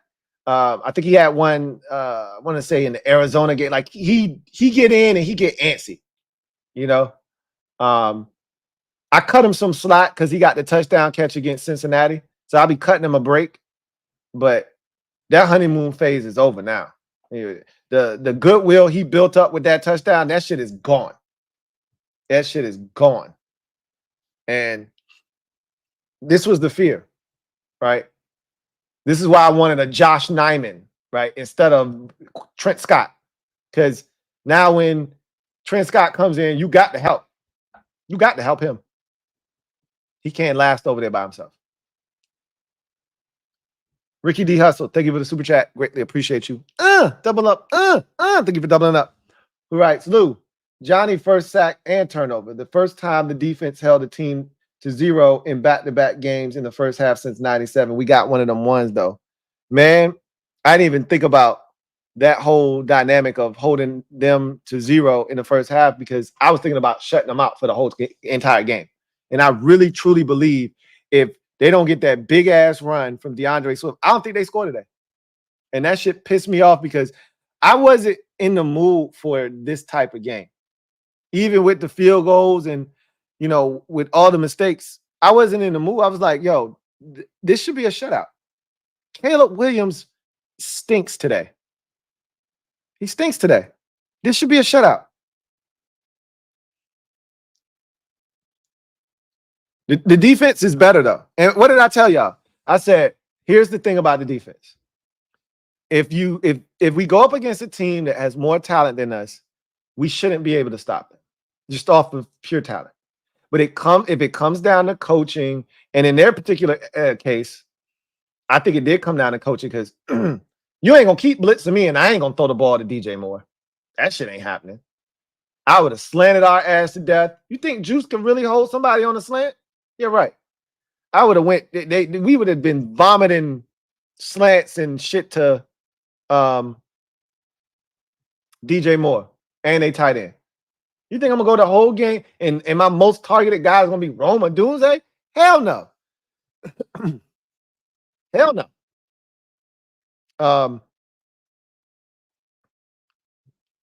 But we coached it up well. They went after Caleb because they knew he was uncomfortable. They blitzed him.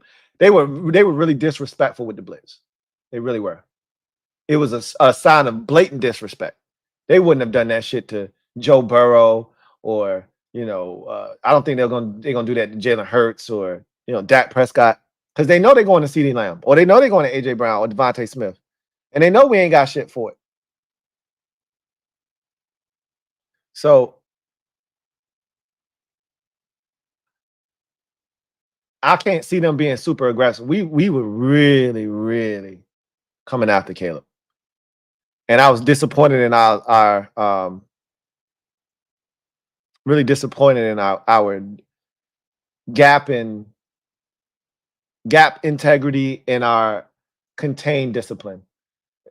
The one that really pissed me off the most was Dorrance Armstrong. Like, you cannot let him get outside of you on that play. Under no circumstances can he out-leverage you. And he had no business out-leveraging him. He took the worst angle, got beat outside, and that led to the, I don't know if that was DJ Moore or Keenan. I think it was Keenan Allen, wide ass open, with like 6 dudes chasing Caleb. Like, that shit should have never happened. That was dumb. And that would have brought up third down. Either that was third down or it would have brought up third and long. And they weren't converting that shit. Instead, that allowed them to get all the way down into our 20-yard line. And then the rest is history. And it was too many of those, man. He ain't catch that shit. Brock's stinking ass. But we do got one of them ones. JD Sports Talk. Thank you for the super chat. Greatly appreciate you. Double up. Thank you for doubling up. Who writes? Never seen TM this bought in. They believe in DQ. Never seen this team that bought in. They must be punting. Yeah, they punting. Couldn't even get a field goal. They were giving you a field goal. You couldn't even take the damn field goal they was giving you. They're gonna lose it. San Francisco's gonna lose this damn game. All right, I'm at the point now where I'm not asking nobody to do nothing for us. We gotta do it ourselves. I hope y'all see that. We want this division. Don't look for somebody to bail you out, because can't nobody do no favors for us.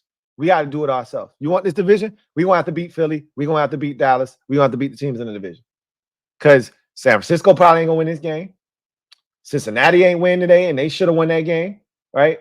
And somehow every opponent the Eagles play bang the hell up, right? Somehow a quad for T. Higgins. Once that happened, I was like, oh, shit, they're going to win this game. Because now their offense went immediately back to the weeks 1 and 2 offense that couldn't score. Because now I'm just taking away Jamar Chase.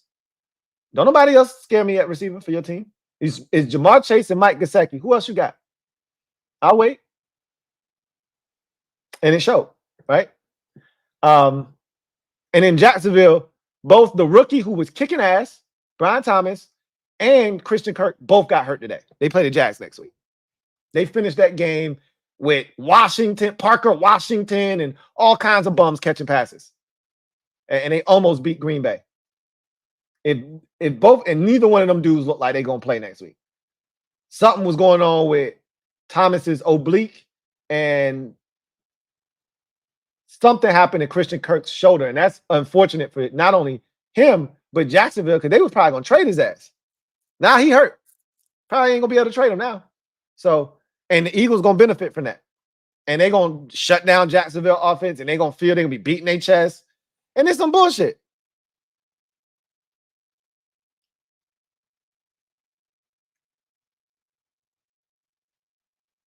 Yeah. Yeah, Oos. Yeah, look at DQ. Woo!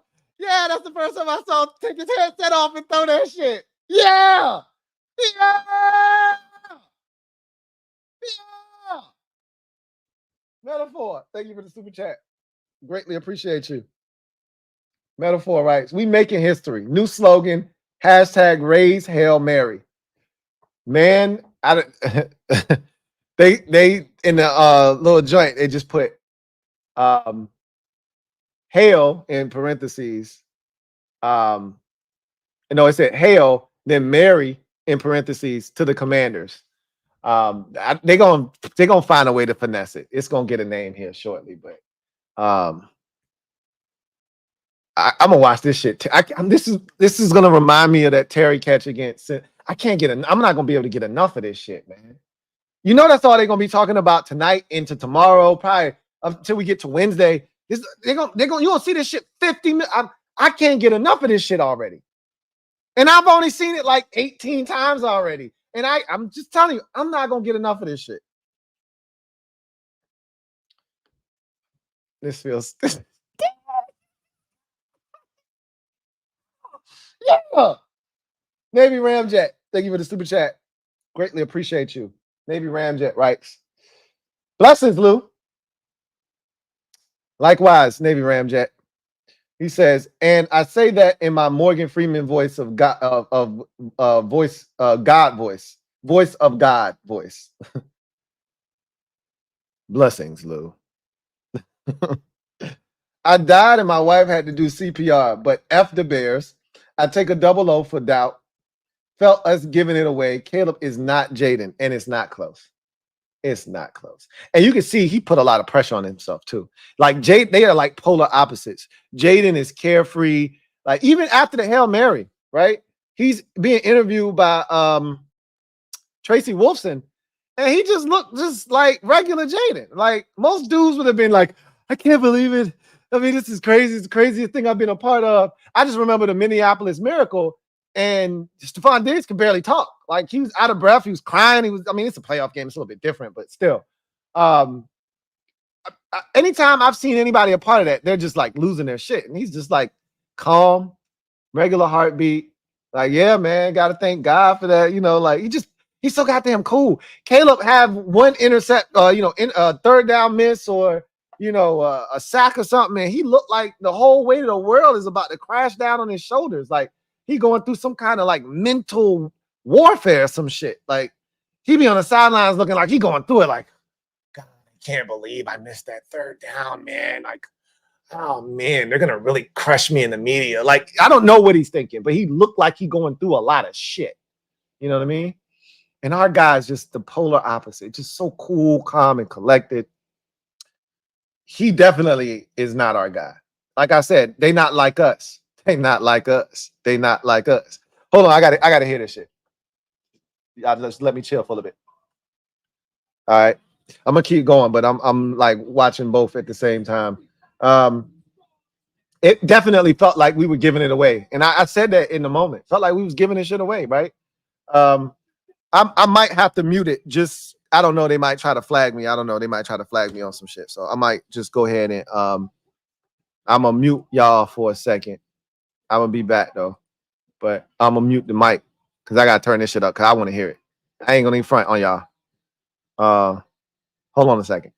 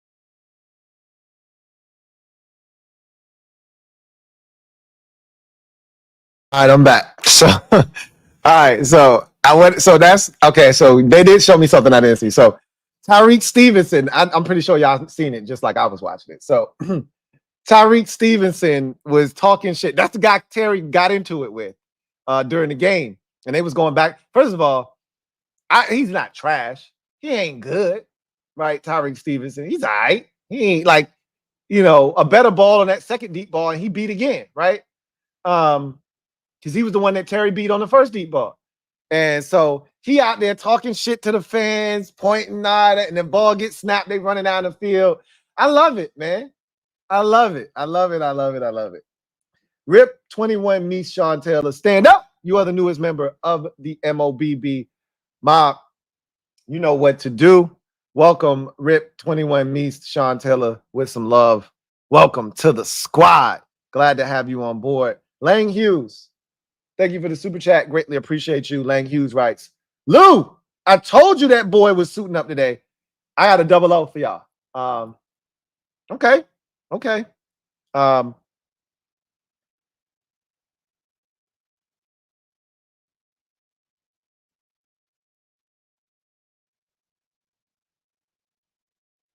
sure I'm gonna see what they're gonna call it. I don't know what they're gonna call it. I've seen Hail Mary Land.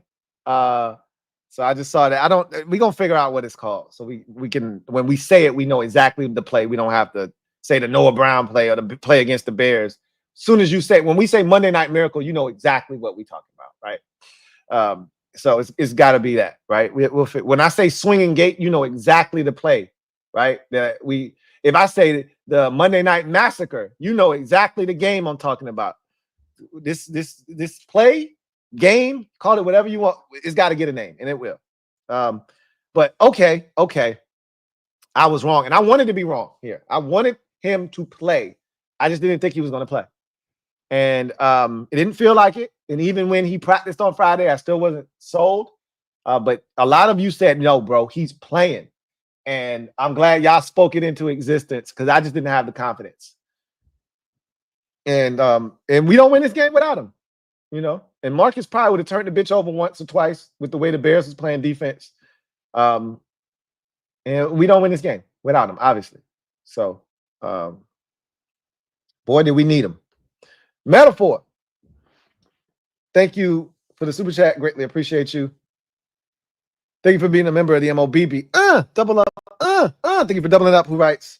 CBS went from oh shit for real to oh shit at the end of the game. Like they was like, yeah, I mean, we flexed it or whatever. It wasn't all that to like, oh my God, we flexed this and got the craziest play in the NFL this year. So craziest finish. Edward Washington. Let me get this super chat from Edward, and then I'm gonna get to the early supers. I think Kevin PRF already said they were in, and I just kind of spaced on that. Ed Dub, thank you for the super chat. Greatly appreciate it. Thank you for being a member of the MOBB, who writes, like seeing the passion from Josh Harris after the juice penalty. Love to see our owner cares about winning. Yeah, I'm not a big fan of owner and GM and them being on the field. I'm not a big fan of that shit, to be honest with you. But I get it. Like, that's their thing. And that's Arthur Blank's thing, right? He loves to come down, at the end of games. And if that's your thing, that's your thing. And I know that Adam Peters is always there to greet the players as they walk into the locker room from off the field in that tunnel. So that's his thing. He likes to be down there at the end of the game. So no, we got a group that cares. Period. End of discussion. Right. We got a group that cares for sure. Just Andre. Thank you for the super chat. Greatly appreciate you. Thank you for being a member of the MOBB, who writes, you trash talking Bears fans on social media? No, I don't engage in that. If I'm gonna kill him, I'm gonna kill him one time, and one time that's all. I'm not going back and forth. Nah, that ain't my style. I would ether all of them at once if I were to do anything. Edward Washington, my guy Eddie Dub. Double up. Thank you for doubling up. Eddie Dub writes, they made so much about CW Homecoming, showing his Hail Mary, and we gave them another Hail Mary he'll never forget. Hell yeah. I love it. Hell yeah. That was awesome. Like the Bears thought they were getting a fairy tale ending. I love it, man. I love it. I love it. J Mart, thank you for the super chat. Greatly appreciate you. Thank you for being a member of the MOBB. J Mart writes, in shop. I didn't think 5 was playing. OOTOs. I don't know what that is, but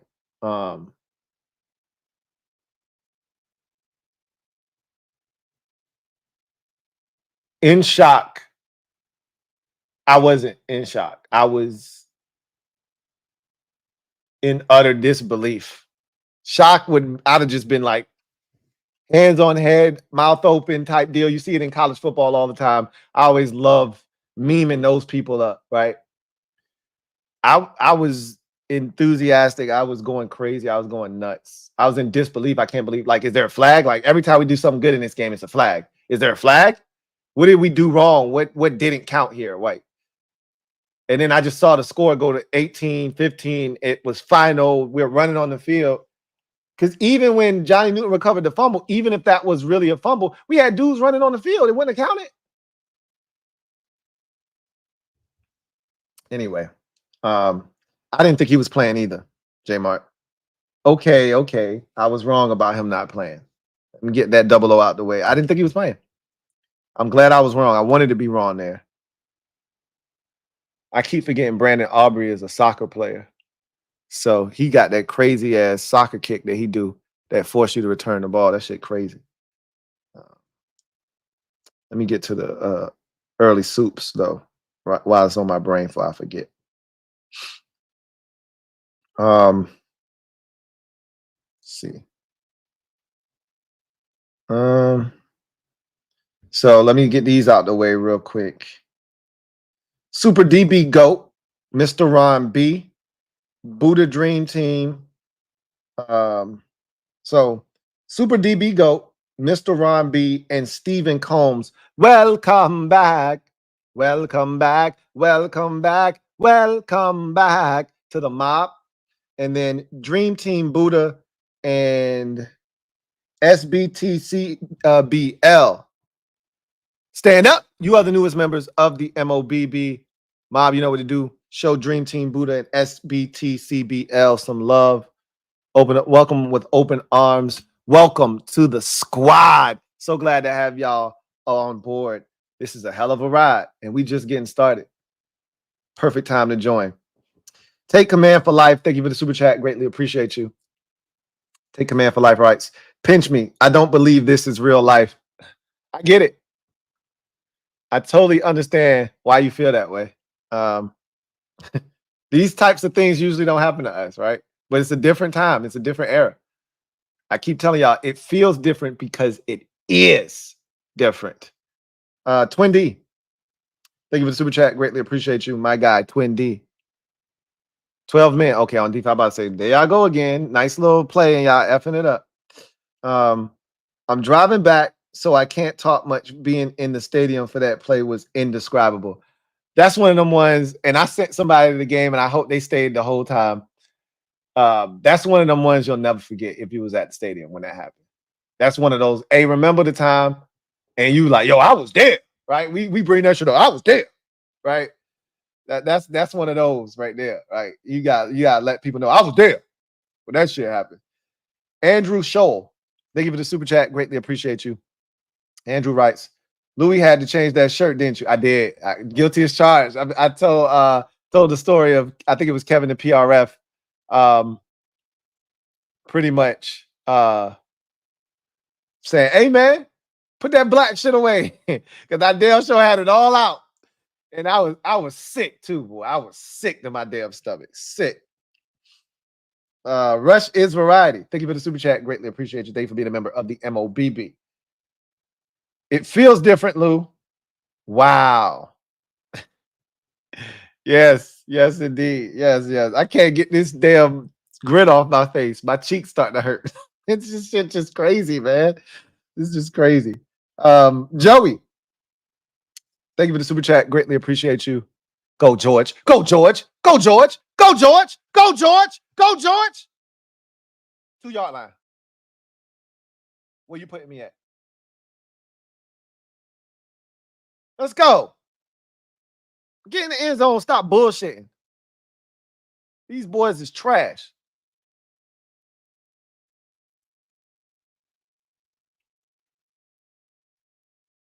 Had to turn on the wheels on him. I don't think he ever stepped out. I just don't think he made it to the goal line. Yeah, he stepped out right there. He did step out. 3, where they put it to 4. All right, now, don't piss me off. I'll take a run right here first. Let's see how they handle this. Touchdown. Touchdown. Let's go. All right, let's see what Dallas do now playing from behind. Stinking ass bastards. Joey, thank you for the super chat. Greatly appreciate you. Joey writes, 5 about to get charged with armed robbery.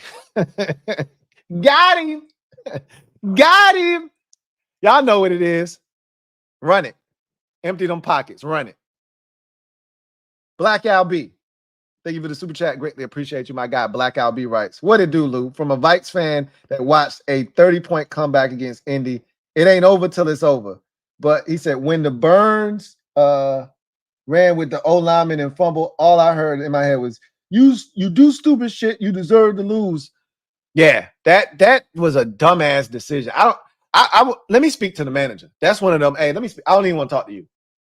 Let me speak to the person that made the decision to think it was okay to do a fullback dive with an offensive lineman who don't normally touch the ball. So you wait till you get all the way down there and you put a 300-pound offensive lineman again and try to run a fullback dive with him? Let me watch out, Caleb. Watch out. Let me speak to the manager. I need to know who's in charge here, so I know who to put my foot. Whose ass I need to put my foot in. If I'm a Bears fan, move out the way. Was this your call, Shane? Because I'm definitely looking to put my foot in your ass. I'd have been pissed if we did some stupid shit like that. I would have been pissed if we put goddamn what's the can't think of it. I'm trying to think of a guard, like an interior. Michael Dieter. I'd have been mad as a bitch if we put Michael Dieter in at fullback and tried to give him a fullback dive and his ass fumbled. No. Watch out. I ain't mad at Michael Dieter. I ain't mad at JD5. Watch out. Where the manager at? Let me speak to who's in charge. Who called that silly bullshit? I need answers. To hell with the Hail Mary. I need answers on who called that, who authorized that bullshit. Frank Brown, thank you for the super chat. Greatly appreciate you. Frank writes, what's up, Lou? What's up, Frank? Man, they calling it the Maryland Miracle. I'm so glad we won. That's too bland and basic. We not. I know the stadium is in Maryland. F that. We ain't supposed to be Maryland based though. Like I'm not accepting that as the name. If that's what it ultimately becomes, so be it. But I'm not signing up for that. We got to come up with something better than Maryland Miracle, right? Them boys played hard, and we got to be more efficient in the red zone though. But celebrate. We 6-2, baby. Hashtag HTTC. Indeed, Frank. Ethan Henderson, thank you for the super chat. Greatly appreciate you. Ethan writes, was at the game with my dad, brought him his Father's Day tickets. Brought him Father's Day tickets. Gotcha. They did not disappoint. JD5, a dog. The stadium was electric and the refs were sus. I don't think the refs were sus, but I think everything else you said was awesome. And JD5 was absolutely magnificent. Like, we know he wasn't 100%. For him to give the effort that he gave us, and then, throw that Hail Mary, like, I've already said that this dude is different, and he's a star. Cowboys trying to get tricky out here. Get up, man. All right, now. So, man, that shit's gonna be crazy. My mind is just spinning. Let me get another quick little Bet US shout out real quick. Let me get a quick little Bet US shout out in here. Let me see. We'll do it after this super chat. Beloved Rain 44. Thank you for the super chat. Greatly appreciate you. Beloved Rain writes, hey Lou, man, I watched the game at a bar and left when I thought it was lost. Come home pissed and see a video on YouTube that we had a walk-off win. I've held off long enough. We got our man. Hey, look, man. Like I've been telling people, and I've said this already. I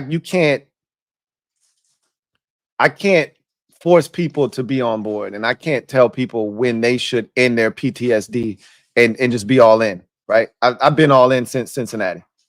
That was a defining game. I told you everything changed that night, and nothing would ever be the same, and it hasn't been, and it's just been up from there. And tonight is another feather in the cap of JD5. It's another, stamp on his resume, and it's another notch in his Offensive Rookie of the Year campaign, which he is going to win, barring some kind of catastrophe. So at this point, it's just about how far we want to take this.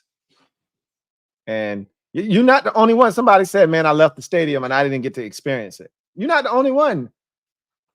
99.9% of the time, this is a loss. Okay? This is a loss. So you weren't wrong for leaving the bar thinking we lost the game. We should have lost this game.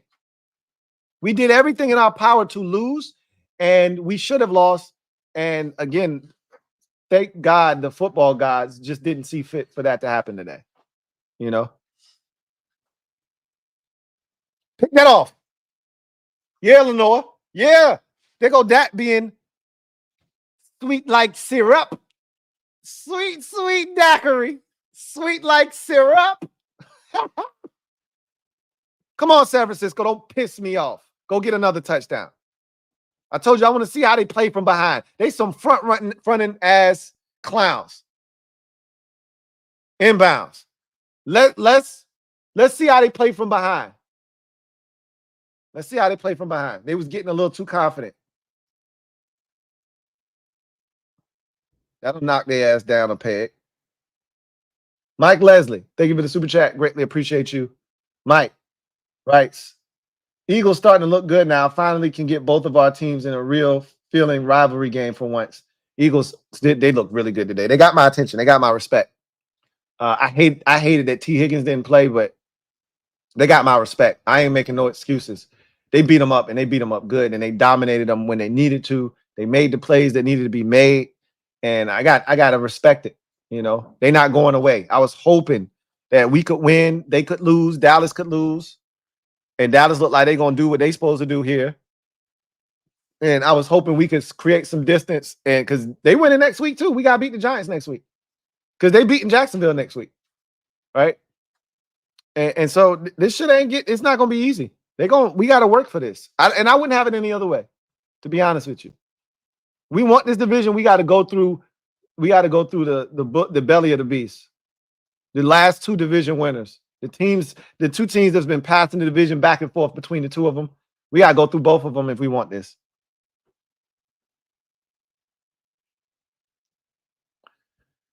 Let me give a shout out to Bet US for sponsoring this stream, man.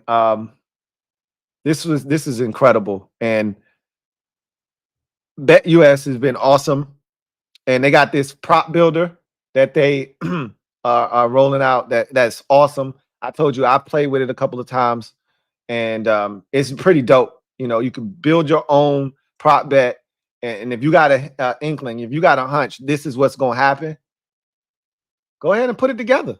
You are you are in control, right? You can construct your own prop bet, put it together, and try to make yourself some money. So try out their new prop builder, but want to give them a big shout out.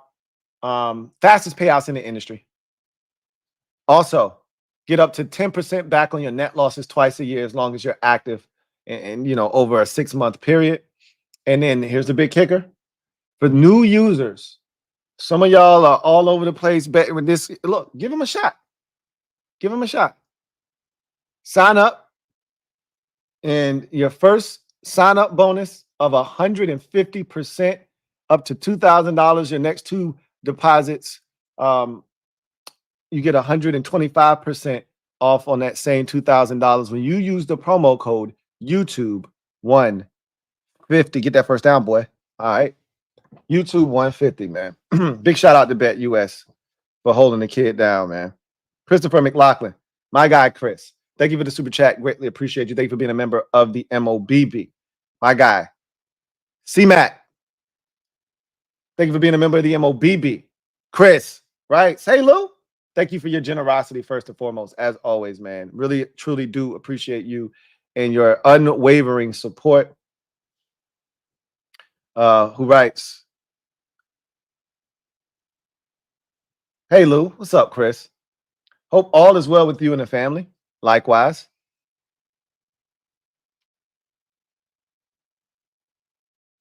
All right. Likewise. He says, unbelievable win. Who you telling, man? 3 questions and a half. Or excuse me, 3 questions. 1 and 2.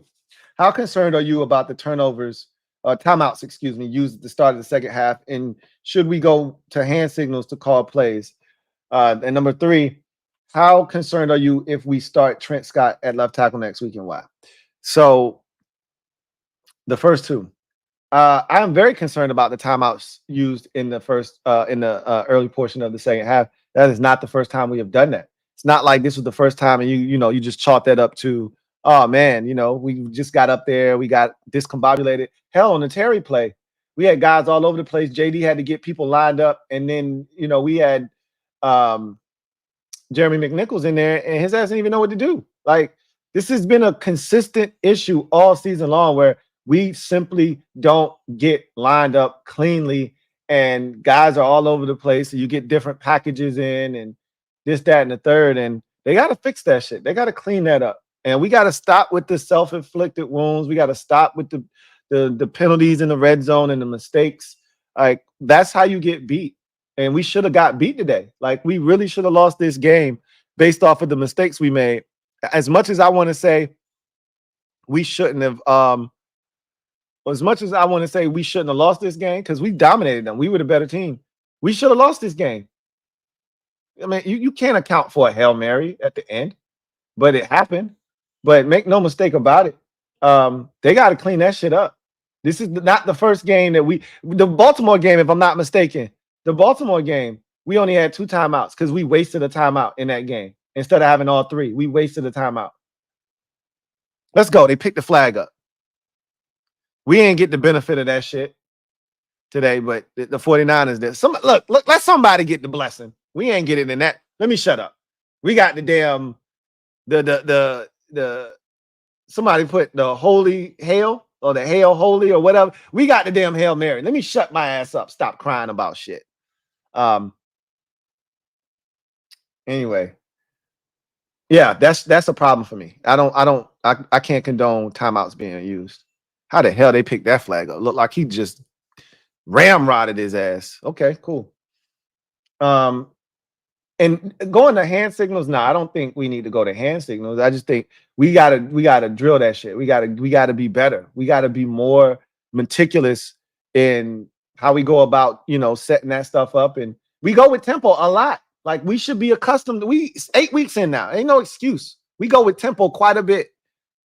This shouldn't be an issue 8 weeks in. It was okay in week 1, week 2, even week 3, right? Now 8 weeks in. We gotta clean that shit up. That's unacceptable. And then how concerned are you if we start Trent Scott at left tackle next week? Very. Like I said, I'm not comfortable with Trent Scott having to start the game. I'm not comfortable at all with that. So I'm not even comfortable with Brandon Coleman, but I'm more comfortable with Coleman than I am Trent Scott. And I think Coleman will be ready to come back next week, but I can't say. I can't tell you the extent of his concussion and how long the lingering effects may last. You want me to tell you where the Hail Mary really came into play? And and those injuries was at the Hail Mary, excuse me. They didn't have Jaquan Brisker and Kyler Gordon. Something tells me if those two are out there, we probably don't get that shit completed. But that's nor here nor there. I'm concerned because Trent Scott doesn't move well laterally. And as we saw in this game, he was getting beat around the corner with ease. At least with Coleman, he gets his hands on you. He just doesn't finish the block. So you might win with your second effort, but by then the ball should be gone, theoretically speaking, that is.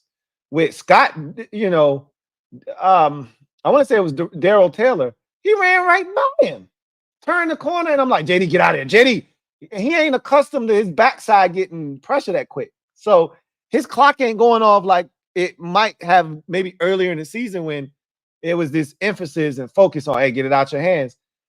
We protect pretty good on the backside. So I was like, JD, get rid of it. And he just got rid of the football, or he just stepped up, one of the two. And I was like get this man some help over here. So yeah, I'm not comfortable because he doesn't fire out of his stance. And then if he tries to overcompensate to get out there to block, he's going to open up the inside. And that's just as dangerous, if not more dangerous, than letting him around the edge. So I just don't love his movements. And to consistently ask him to do that, there's going to be some situations where you ask him to block by himself. I'm just not comfortable. JLG, thank you for the super chat. Greatly appreciate you. Thank you for being a member of the MOBB, who writes, we're at midseason and JD5 is making his case for MVP. Lou, does this sound real to you? I can't believe what we're witnessing. Well, you know, when you start talking about stuff like MVP, like if we were talking about a Heisman race, that's the signature moment, right? If we're talking about the MVP, that's the signature moment right there. Now you got to go win, and you got to go win. If we win the division, he's in the conversation. We got to win the division, though. I think they said it hasn't been done since Jim Brown, right? Mike Leslie, thank you for the super chat. Greatly appreciate you. Double up. Thank you for doubling up, who writes, I called Commanders to go 11-6. Got laughed at. LOL. I mean, I can see how that could happen very easily. You know, like 11-6 before the season started was crazy talk. I mean, I wouldn't have laughed at you, but I was like, I hope you're right and I'm wrong, because I damn sure don't see that shit happening. That ain't on my bingo card. That's for damn sure. But there was fans out there, believe it or not, and I know you an Eagles fan, but there was fans out there that said we were gonna go 12-5, 11-6, and I was like, man, that's crazy talk. That's crazy talk. Neil Westner, been a member for 8 months. Really appreciate you. Neil writes, JD5 for MVP, bro. Seeing a Hail Mary hit is crazy. I've never seen anything like it, man. I've seen Hail Marys before. Again, I've seen fail Marys, right? I've seen Hail Marys. I've seen fail Marys. I've seen Minneapolis Miracles. I've never seen anything like this. And to think it could happen to my team, of all teams, right? It's just wild. It's weird and wild and wacky stuff. Christopher McLaughlin, my guy, Chris. Double up. My guy, C-Mac. Thank you for doubling up. Who writes, hey, Lou. What's up, Chris? Terry, as of now, is third in the league in receiving yards behind Jamar Chase and Justin Jefferson. Let's go for first in the NFC. The Lions have at Green Bay and Houston the next 2 weeks. Thoughts? I've already told you this. We can't control what nobody else does. All we can do is control us. I don't want to worry about what anybody else is doing, because you get yourself set up for disappointment. Like, I was disappointed in Cincinnati. I really wanted Cincinnati to win today, right? And once I saw that T. Higgins was hurt, I was like, okay, yeah, they're gonna win the game now. They got no excuse. If you think your defense is improved, and it is, then a T. Higginless Cincinnati can't do nothing to you, because that's the same issue they had at the beginning of the season when they couldn't score.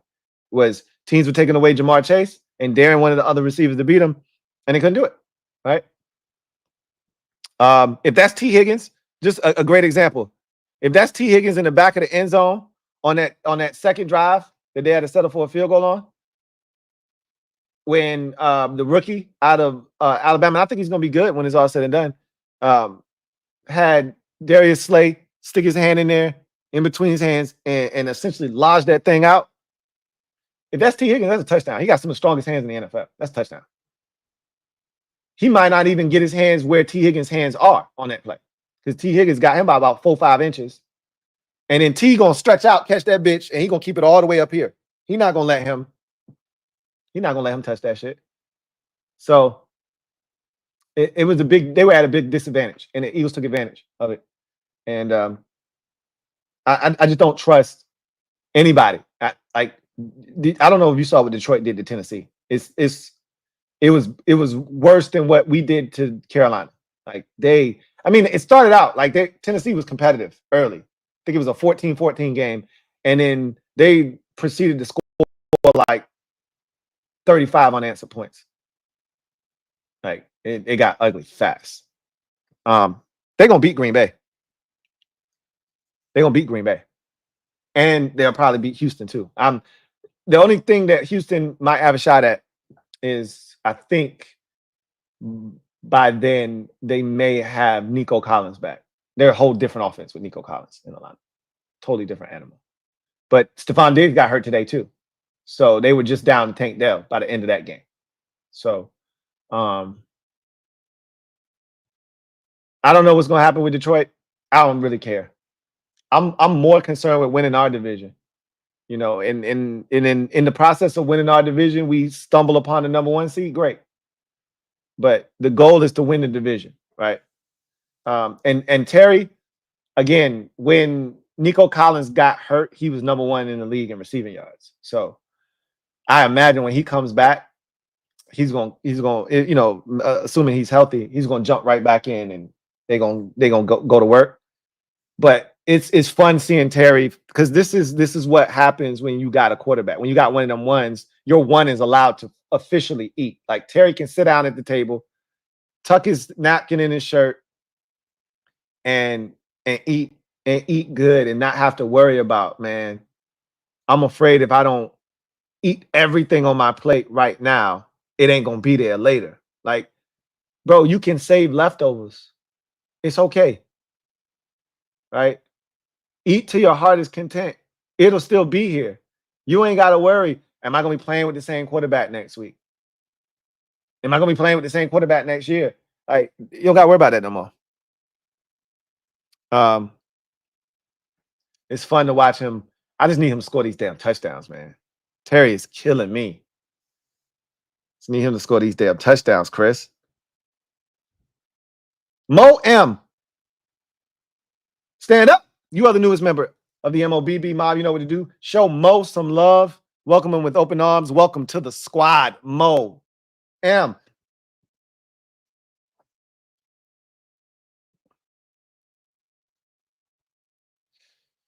Fresh Montana. Thank you for the super chat. Greatly appreciate you. Thank you for being a member of the MOBB. Fresh writes, JD5 is him. Washington is them. Defense balled. We have a chance this year. I don't want to get too crazy with the defense, because Caleb Williams was really bad. But I've also seen years where even if a team was really bad, we still allowed them to do some really good shit. And I got to give them credit. Like, one thing, because this is a reflection of how well they're coached. We're not going to allow an inferior offense to get off on us. Like, if we get hurt by a team, they got to be well coached, and they got to have more talent than us. I've said this already. If the shit is equal or you're just poorly coached, we're going to get you, because we're well coached. So this was an example, a prime example of the Bears ain't shit. They got tons of talent on offense, way more than us on defense, way more. There's no way we should stop them. Theoretically speaking, they're not well coached. Shane Waldron is an idiot. And that play on the 2-yard line is indicative of that. Like, that's, if you don't need any other proof that this guy's a clown, that's it right there. They should have lost the game just strictly off the, whoop, cover that up, George. They should have lost the game strictly off principle for that stupid ass fullback dive to the damn offensive lineman. You should lose the game just off of that. Christopher McLaughlin, my guy. C. Matt, my guy. Chris, thank you for gifting 10 memberships. All new 10 members, stand up. You are officially in the building as the newest members of the MOBB. Shout out to my guy Chris for making it happen.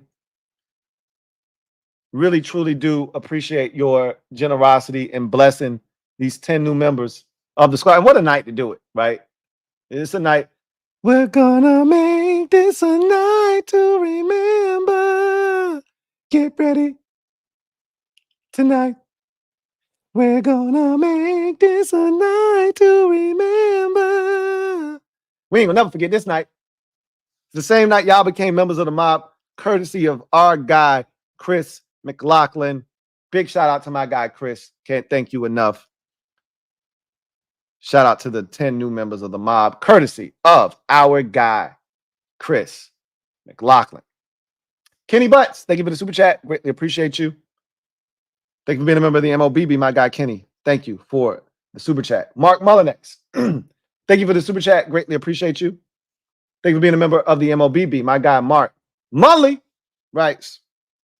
So the last play was not luck. DQ said they planned the whole play where one person in the front, one person in the back. I mean, that's standard operating procedure for a Hail Mary. The defense, they were the ones that dropped the ball. You're supposed to have somebody back there. You're supposed to have somebody in the back. Because, again, they always tell you, have somebody in the back just in case the ball gets tipped, just like it did. And defensively, you're supposed to have a guy back there just in case it gets tipped, like it did. And they didn't, right? So, I'm glad they didn't follow protocol, and we did. Zaydu, thank you for the super chat. Greatly appreciate you. Zaydu writes, we sent the Bears to hibernation mode. Respectfully, F Tony Romo. I get that too. I mean, Tony was violating a lot tonight, and he was flagrant a couple of times. So I'm like, bro, are you trying to put the kibosh on us? Like, seriously.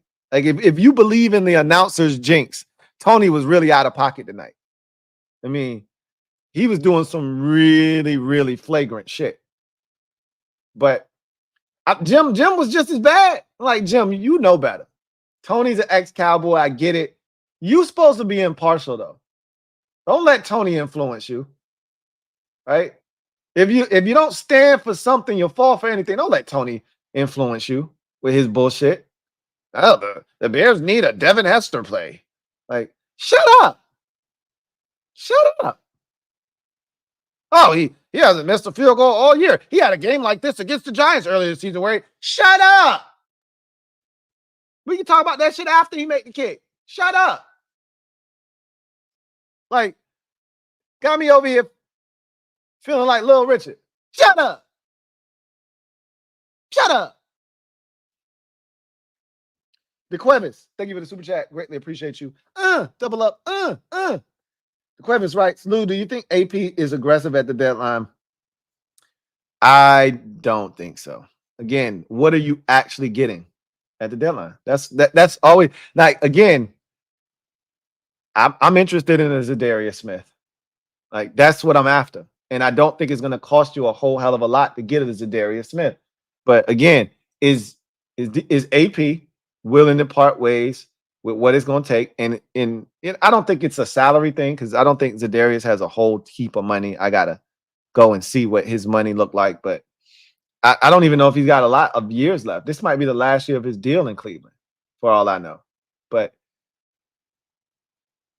I just don't know if they're going to pull the trigger or not. And then how many teams are you bidding against? You think, like, Detroit losing Aiden Hutchinson, you don't think they're in on this shit? You don't think it's other teams pushing the price up? At some point you go, nah, that's too rich for my blood. I'm out, right?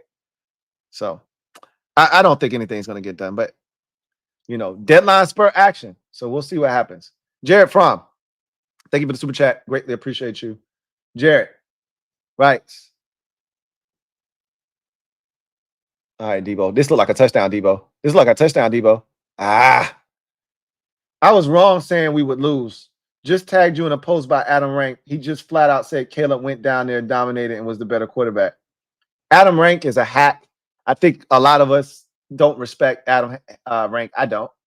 And if you watch that game and you came out saying that Caleb dominated, we ain't watched the same game because Caleb Williams was awful for 3 3/4 quarters. He was awful. Okay.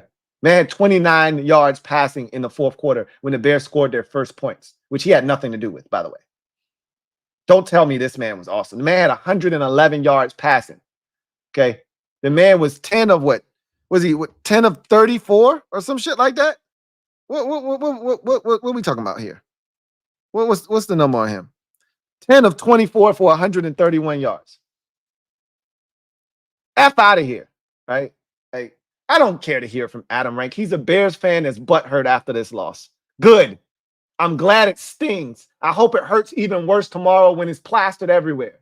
I hope you can't sleep tonight. I hate Adam Rank. And I don't hate people. I strongly dislike Adam Rank. Let me say that. He's been disrespectful for a long time. And some of it was warranted. I don't care. I don't care. I don't like that man. And that's fine. He don't like us. That's cool. Take your bitch ass home with this L. Jake Fleming. Thank you for the super chat. Greatly appreciate you. Jake writes, the Nail Mary. Where I see what you did there. That might have been more fitting if Caleb was the one who threw it. But yeah, he ain't got shit to do with us. That ain't our quarterback. Brandon Davis, thank you for the super chat. Greatly appreciate you. Brandon writes, how many times is Terry gonna get tripped up on a bomb? Come on, man. I mean, look, I'm at some point I'm gonna stop bitching about it.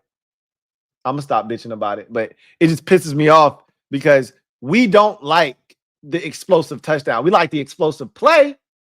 We don't like to finish the shit. B-Rob had a chance twice in the Giants game. One in particular, I'm like, bro, you got to score right there. Terry has had that opportunity twice this season, 2 or 3 times this season. And he never finishes it. And I'm just at the point now where I'm like, it just ain't going to happen. When it does happen, I'm going to just smile. I might even shed a tear of joy. Where I just go, I can't believe he finally did it. So many times, so many years. Just so proud of him, man. But come on, I need this touchdown. Then I need them to show Jerry old ass again. Score this touchdown. Make it 27. Then put the camera back on Jerry after that shit. I've been saying the same thing, Brandon. How many times you going to let them get you? Right? How many times you going to let them get you? Silver Fox 52. Been a member for 32 months. Got him with the QB sneak. Got him. He in the end zone. What you waiting on? Yeah. Throw them things up. Love it. He writes, hey, Lou, wifey had to check on me after yelling. My wife came flying down the steps, Silver Fox. Flying. I ain't never heard her come down the steps that fast before. Uh-oh. Yeah, I think it's across. It's across. All this got to do is break the front of that joint. It's across. She came flying, bro. And instead of me engaging with her, right, embracing her, jumping with her, I just kept jumping and screaming and jumping and screaming and screaming and jumping and jumping and screaming. Like, it was crazy. It was crazy.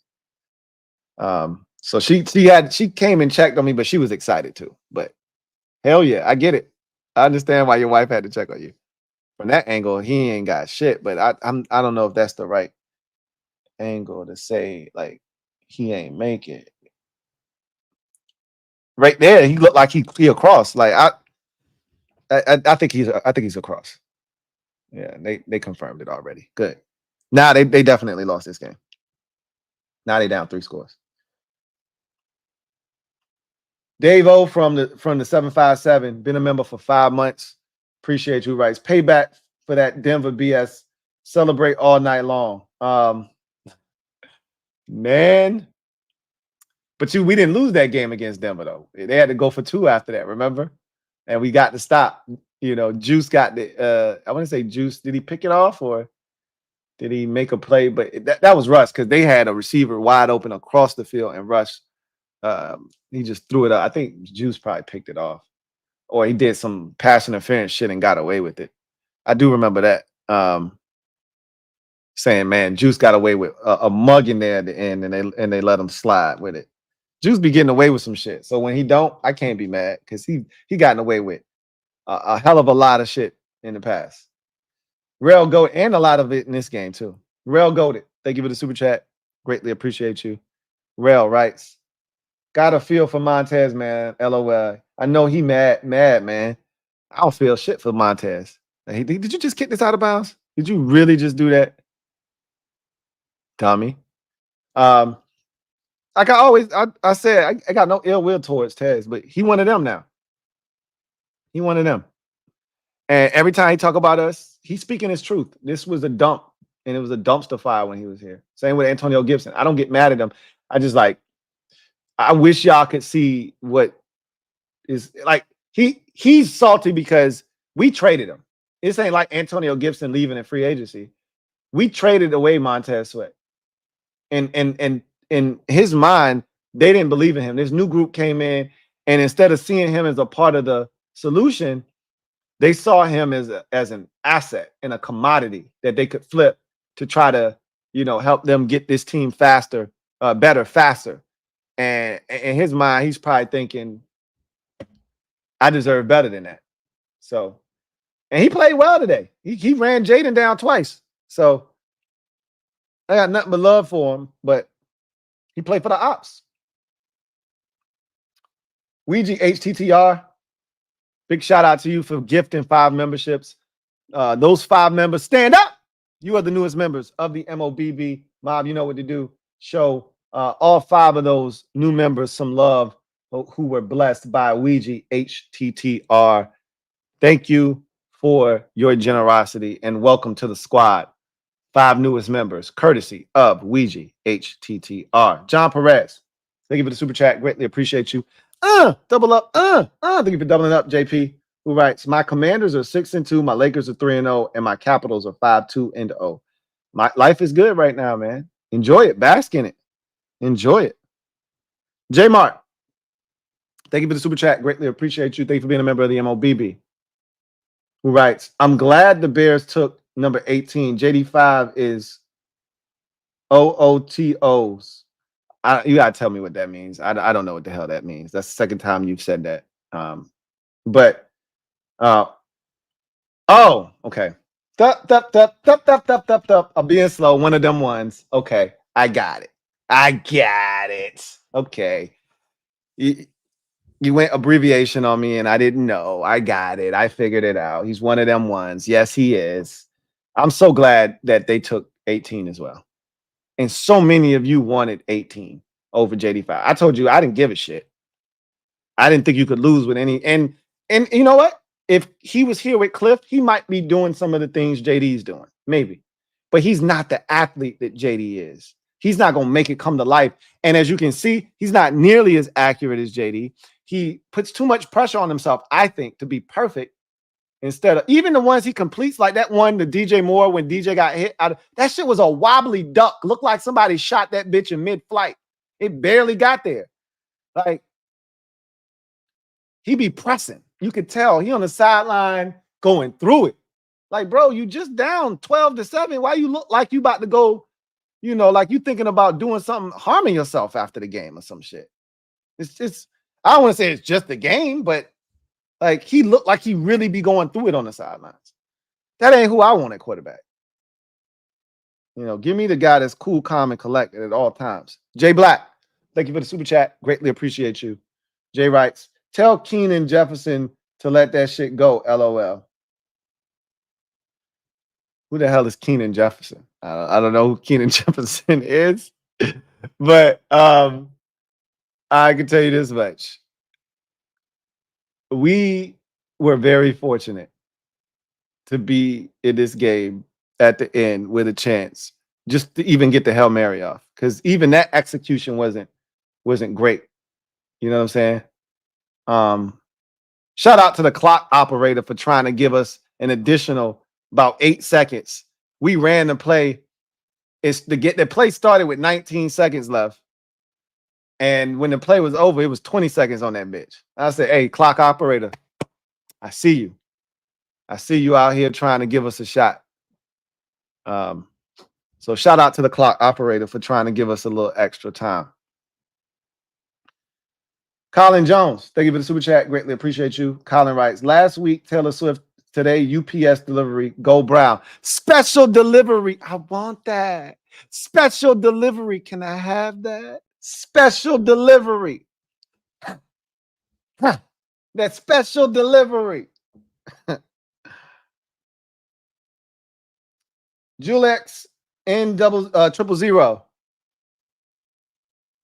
Stand up. You are the newest member of the MOBB. Mom, you know what to do. Show Juliet and 000 some love. Welcome them with open arms. Welcome to the squad. Glad to have you on board. All right.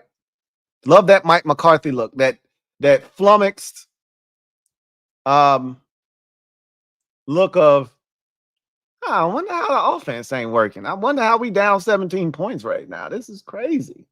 Wasn't it just 10-6? Love it. Love it, love it, love it. I hope this gets to 34-10. Just to make it look even worse than what it really was. Captain Obvious, thank you for the super chat. Greatly appreciate you. Captain Obvious writes, when Shai handed the ball off to a backup center, even I said, what were you thinking? HTTC onto the G-Men. I mean, that's some of the most legendary F shit I'd ever seen. Like, who does that? You did what exactly? Oh, okay. All right. You wanted to lose, huh? All right. Eagles fan. See, this is why I was mad T. Higgins ain't play right here. This is the shit I'm talking about. Because I still don't think they that good on defense. I really don't. But this is what I got to deal with because T. Higgins didn't play. And then next week, both of the top two receivers hurt. So now the defense is going to look good again, right? I can't wait till we sink our teeth into their ass, though. Long as we don't do stupid shit and it's at their place, so you know we're going to be on our best behavior. Eagles fan, thank you for the super chat. Greatly appreciate you. Who writes? Louie, I got news. Denny's ain't open no more. As a matter of fact, it's closed until further notice. We'll see y'all much soon. Much love, Louie. See, this is what I'm talking about. Denny's was supposed to be open this week, and it was open early. And, you know, eventually the Eagles shut that shit off. But I knew once T. Higgins ain't play, I'm like, they don't have enough offensive firepower. They need that other guy because you could take Jamar away. You could take Jamar away. So now they got them thinking Denny's is closed until further notice. And it's bullshit. Because they're going to shut Jacksonville down next week. They're going to shut them down. For sure. Video channel, thank you for the super chat. Greatly appreciate you. Thank you for being a member of the MOBB. Who writes, JD5 really performing miracles on us. Also, Caleb is not good with pressure.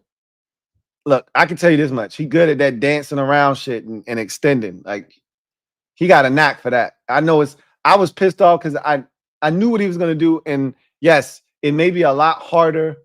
You know, it's a lot harder for them to go out as it's easier said than done. It's a lot harder to stop him when you're just trying to get there. And then he do this little fake this way, back the other way bullshit. And whoop, just like that, you done came inside and he done went outside of you. But I'm frustrated because I knew that he was going to do the shit. How many times did we got to be better? Like, we let Baker Mayfield do the same shit to us. Like, we got to clean that shit up, man. GT7. Thank you for the super chat. Greatly appreciate you. Double up. GT7 writes, coin toss kings. I don't even want to talk about that shit, to be honest with you. I just wanted to leave that alone. We used to never win the shit. I'm gonna leave it at that. I like what the young boys is doing, man. And we really ain't got nothing to do with it. When we at home, we don't choose the coin toss. You know, they choose it and they've been losing. Or, you know, you get some teams that's like, yo, we win the toss, we want the ball. Cool. That ain't never gonna be me. That ain't never gonna be me. I love it right now. I hope it stays that way.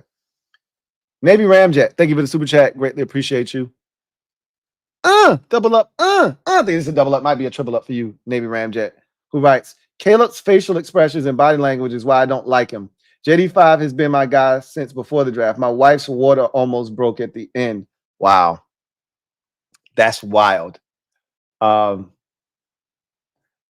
Obviously, y'all know my wife had the twins during football season. But honestly, both of my kids, all three of them were conceived. Well, not conceived.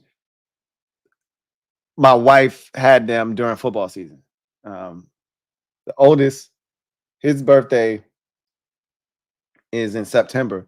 And I remember it was a Sunday night game and my wife's water broke and the game was almost over. And I was hauling ass to the hospital. And then obviously y'all remember I did a show from the hospital. We beat the Raiders 17-15. And y'all could hear the monitors in the background. Beep. Oh, Lord, Brock's trying to be special. Beep, beep in the background. But I did the video from the hospital. And I remember watching that Raiders game at the hospital. It was crazy. I couldn't imagine going through this season with my wife being pregnant. I would this is too good of a season for me to miss anything. Shout out to you, Navy Ramjet. And shout out to the baby for not being ready just yet, allowing you to enjoy this entire situation. And didn't you say your wife had to check on you? Or am I mixing you up with somebody else? You should have been checking on her, right? Clearly. That's crazy, man. But congratulations. And it's a beautiful thing. It's a beautiful thing. And I agree with you with Caleb's body language. I didn't know it was this bad. I just knew about the situation where he didn't want to address the media after they lost to UCLA. I didn't know about his mannerisms on the field and on the sideline. That's a lot for me. It's a lot for me. Jay Will, thank you for the super chat. Greatly appreciate you, Dave, for being a member of the MOBB. Jay Will writes, Tyreek Stevenson is now a commander. Taunt the crowd with 2 seconds on the clock, then tip the ball to Noah Brown. Terry was right. He ain't shit. Man, and I was weak because I was like, y'all want this smoke from Terry? Because we can read lips, and this is as clear as day as it's gonna get. And after the first, he ain't shit, you ain't shit, I would have thought they would have said, okay, get the camera off of Terry McLaurin. Okay. We see where his head is. They kept it on him. They left. They came right back. Terry hit him with a "you ain't shit" about 5 times, and they just let that shit go. And I'm like, y'all must have wanted that. You ain't shit. You ain't shit. And I'm like, hey, I mean, I loved it, because I think people be taking Terry's kindness for weakness, like he ain't some type of competitor, dog ass competitor. But he ain't take too kindly to that hit at the end. He came in late, hit him, and I will say this: even though they ran the ball on us, I felt like we out-physicaled them. I thought we hit them on offense and defense. I thought we were a more aggressive team from a physical standpoint. Thought we beat up Caleb. I don't think we sacked him a bunch of times because we let him get away a lot. But let me see how many times we hit him. We only sacked Caleb twice, but I feel like we hit him a lot. Yeah, we hit him 7 times. And they don't have the hurries up here. But we hit him 7 times. I thought we were the more physical team. The only thing I would say is we did not win special teams. And that was one of the big keys to the game. I knew it because that's the kind of brand of football the Bears play. And when you play good defense and your offense is hit or miss, you're going to need special teams to step up, and they did for them. Our special teams, I would say this was our least inspiring special teams performance. They weren't really hitting out there. The punt returns weren't great and again, you got to give credit to their punter, man. Torrey Taylor is stupid. He's dumb. He's really good. But yeah, Tyreek Stevenson ain't shit. He ain't shit. And we appreciate him for tipping the ball. If what you say is true, we appreciate him. DMV Bay, thank you for the super chat. Greatly appreciate you. DMV Bay writes, Thank you for being a member of the MOBB, who writes, the probability of winning on the Hail Mary at the 50-yard line is like 2%. Make no mistake about it. JD5 is him. Might as well crown him MVP. I don't know what it is. It can't be no more than 2%. I'm thinking it's probably less than 1%, to be honest with you. But we got it done because we got one of them ones. And the football guys were smiling on us, smiling down on us. I still don't think he wins league MVP. I think that's just so hard of a feat to get done. He's going to have more stats. He doesn't have enough passing touchdowns. He hasn't had any rushing touchdowns the last couple of weeks. Obviously, he didn't play a lot last week, and then he had the one passing touchdown this week. But everything's starting to calm down. The passing yards are going up, but the rushing yards are coming down. Although he didn't have a bad rushing performance tonight. But you know, you got to have statistics in order to win MVP. And I don't see that happening right now. Obviously, that could change. Metaphor, thank you for the super chat. Greatly appreciate you. Metaphor, thank you for being a member of the MOBB. Writes, just in, those two bears still sitting at the goal line. I loved it. Forbes went and helped up a bear off the ground at the end. Don't help their ass up. Don't help their ass up. Video channel, thank you for the super chat. Greatly appreciate you. Double up. Thank you for doubling up. Who writes? Eric Sully on X said, imagine walking off the field as Montez Sweat today. I mean, I don't think he regrets anything that happened. Obviously, he didn't have control over being traded. He didn't want to be traded. And it's not like he went to New England or something. Like, imagine being Antonio Gibson. Like, you've been here for, 4 years. We sucked ass the entire time. You leave, and the first year you leave, we 6-2, one of the best teams in the NFC right now, and you're on one of the worst teams now. They won today, so they feeling good about. He probably feeling good about that, but yeah, they suck. So, but yeah, I mean, Tez probably felt some type of way, but I'm glad he didn't leave with the dub. Alex, thank you for the super chat. Greatly appreciate you. Alex, thank you for being a member of the MOBB, who writes, should we talk about Seibert's dirt kick?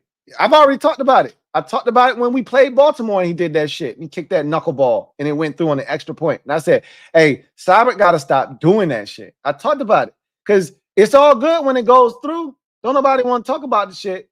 But I'm like, that's not okay. And that shit cost us. I got to see when it happened in the game. Because I could have sworn it was 12-0 and it flipped field position. If nothing else, I don't think the Bears actually scored off of that, but it flipped the field position. And we were playing a mean game of field position with Chicago. And I think that missed kick flipped field position. Let me see. It was 12-7 at that point. And they went 3 and out, went backwards 5 yards and punted. But the problem was, I bet you after that punt, they probably down us. They pinned us at the 9, right? If nothing else, that missed field goal, other than taking points off the board, you also put us at a disadvantage because even though they went backwards 5 yards on their possession, Tory Taylor's a beast, and he still pinned us down at our own 9. So even though we had an 8-play, 42-yard drive, guess what? This shit still ain't result in no points. We still had to punt. So, yeah.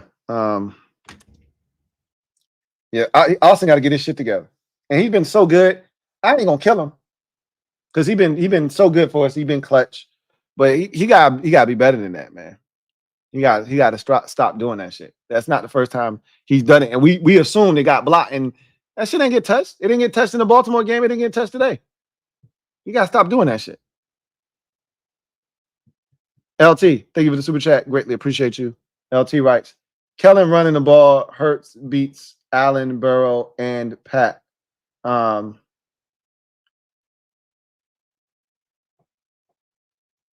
think Kellen runs the ball when it's convenient. I still don't think he's dedicated to running the football. Y'all go drives without Saquon seeing the football. It's only when y'all get up, it feels like that Saquon started to really eat. Or when y'all really down, and like the New Orleans game, for instance, I don't think Saquon touched the ball in the first 3 possessions. And then after y'all was struggling and this low scoring affair, y'all finally get to Saquon and he started busting out. Like, it ain't like y'all start the game off, let's feed Saquon. That ain't how y'all operate. You can trust Kellen if you want to. I ain't buying the shit. Swaggy P, thank you for the super chat. Greatly appreciate you. Thank you for being a member of the MOBB, my guy, Swaggy P. Double up. Thank you for doubling up. Who writes? Number 29 on the Bears was waving at the crowd right before the Hail Mary, and he was the one that tipped it to Noah Brown.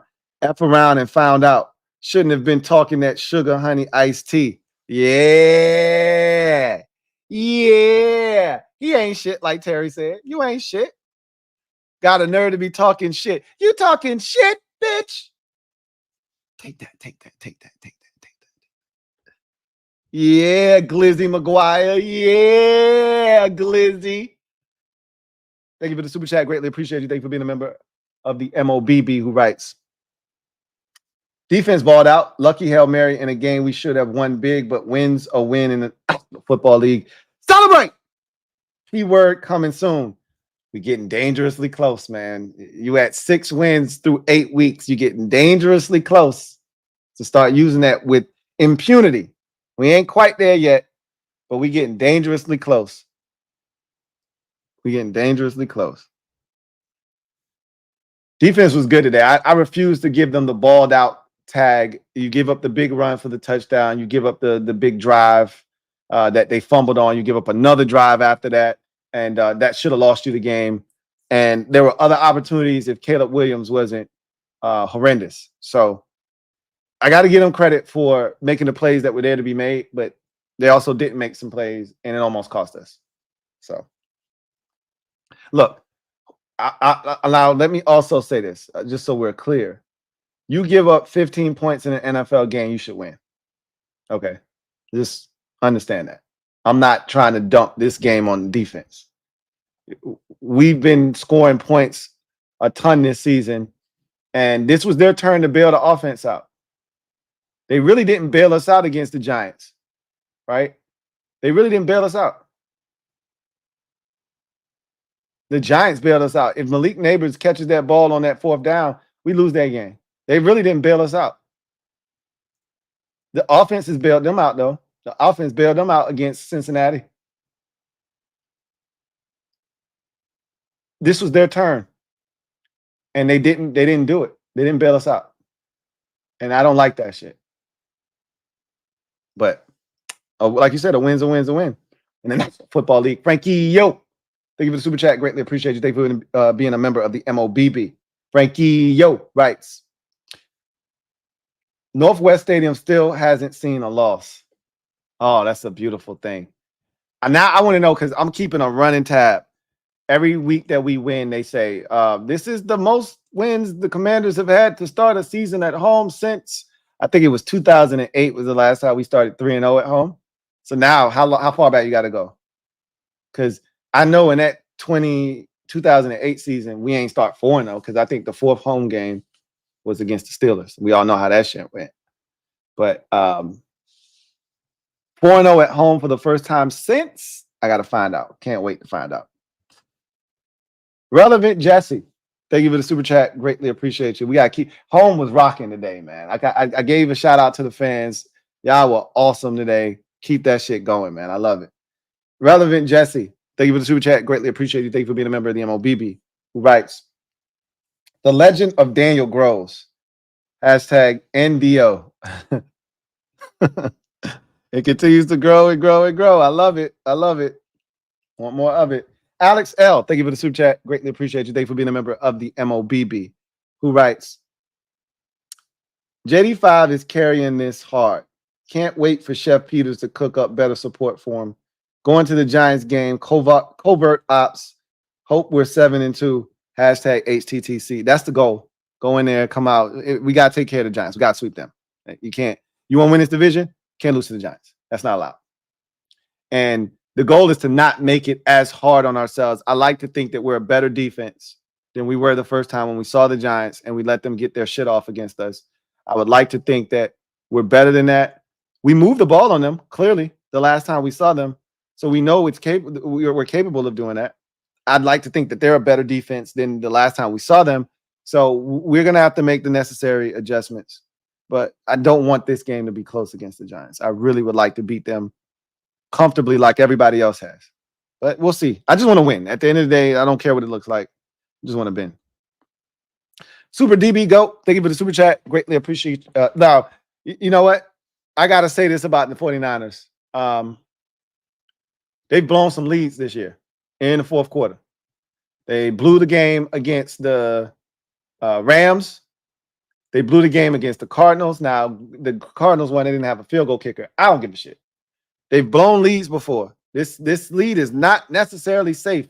And Brock Purdy, I know y'all saw that last possession. His ass tried to throw the damn ball to the Cowboys. So this shit is not over by a long shot. And we've seen Dallas, we've seen Dallas do some comeback shit before this season. They fell short, but they capable. They go 3 and out here and they give it back to Dallas and they score again. All bets are off. Super DB Goat, thank you for the super chat. Greatly appreciate you. Super DB Goat writes, thank you for being a member of the MOBB. Who writes, Lou, my dad is a Giants fan and he had to call me after that play. He quote, when you have one of them ones, let's go. Yeah, man, when you got one of them ones, man, when you have one of them ones, it changes everything. Jalen Hurts would have got that bitch to like the 15-yard line. Right? Like, let's go. Is that my boy? Is that my boy Ricky Pearsall? Get him, Ricky. Ricky! Let's go. Let's go. Hashtag HTTC, hashtag 6 and 2, man. Boy, that's got a beautiful ring to it. 6 and 2. They showed the division because Dallas playing tonight. They showed the division records and to see our name at the top at 6 and 2. My goodness. What a sight to behold. Game recognized game. Your dad, see, he know what it is. He know what it is. I need a touchdown here, though. A field goal, and it's still just 2 possessions. So I need a touchdown. Touchdown put it out of reach for sure. Big Swerve. Thank you for the super chat. Greatly appreciate you. Big Swerve writes, why do I get the feeling that LB somewhere more angrier than Caleb himself? He said, thought they had first place. Hashtag gotcha, bitch. I told you my interaction with him at the end of the game. And yeah, he was ready. He had them shits fired up. Them Ella laughing my asses off. He had them shits fired up and lined up, and he sent it. It was about 4 of them, like big ones, like 20 letters of LM, OA, laughing my ass off, right? LMAO, like a billion letters, and then another line of it, and another line of it. Then he sent it. Then he sent it again. Then he sent it again. And I gotta take my lumps, right? But I got the last laugh, and all he could say was luck. And then I lit his ass up, and I ain't heard from him since. But I'm gonna just tell you like this: when shit like that happen, it's your year. You understand what I'm saying to you? When shit like that happens, when the stars start to align the way they're aligned, it's your year. It's your year. And I'm not saying we're going to win the Super Bowl, but we're going to win this division. It's your year. When shit like that happens,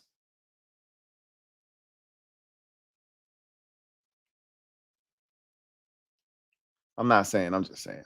Hunter 95, 804. Thank you for the super chat. Greatly appreciate you. Hold on to that ball, boy. Thank you for being a member of the MOBB who writes, Danny Dimes. Totally just kidding. Hey, we got him next week, man. Like, I don't know what's going to happen tonight, but for some reason, man, he played confident against us. And I absolutely hate playing in the Meadowlands or at MetLife. Just the Meadowlands in general, in Jersey. It's just been a house of horrors for us. We need to take care of business, though. I ain't trying to hear that shit. J-Mark, I got it. I'm sorry. It took me a while. I was being slow, but I got it. Well, thank you for the super chat. Greatly appreciate you. J-Mark, right? one of them ones. I figured it out. Locker Room was crazy. I can't wait to watch it. I can't wait to watch it. Like I said, I'm gonna eat all of that shit up. I'm gonna eat all of that shit up after the game. OGT Network. Thank you for the super chat. Greatly appreciate you. OGT Network writes, Louie, that back shoulder throw JD missed to Terry was a vet throw. It was. I'm thinking the same thing. OTG. Man, that shit was beautiful. And Terry just went on the same page. Like, they're gonna talk about it. Because that should have been a completion. That was some Aaron Rodgers to Devontae Adams type shit. Right there. I was like, yo, that shit was gorgeous. And it would have been a completion. Tony Romo was even like, yo, that was some really, really veteran shit right there. That was some smooth operator shit. He says when they start connecting on those passes, that'll both be in elite status. Yeah, that'll put them in that rarefied air when you got that kind of connection with your receiver, right? 5 different. Hashtag Black Jesus. Hashtag Louie Tee. Celebrate. You damn right. Lang Hughes. Thank you for the super chat. Greatly appreciate you. Lang Hughes, right? Double up. Thank you for doubling up and rights. Rookie of the year. Raps. That is old. I think I had already christened him rookie of the year, offensive rookie of the year, probably after week 4 against Arizona. I was like, yeah, this shit wrapped up. But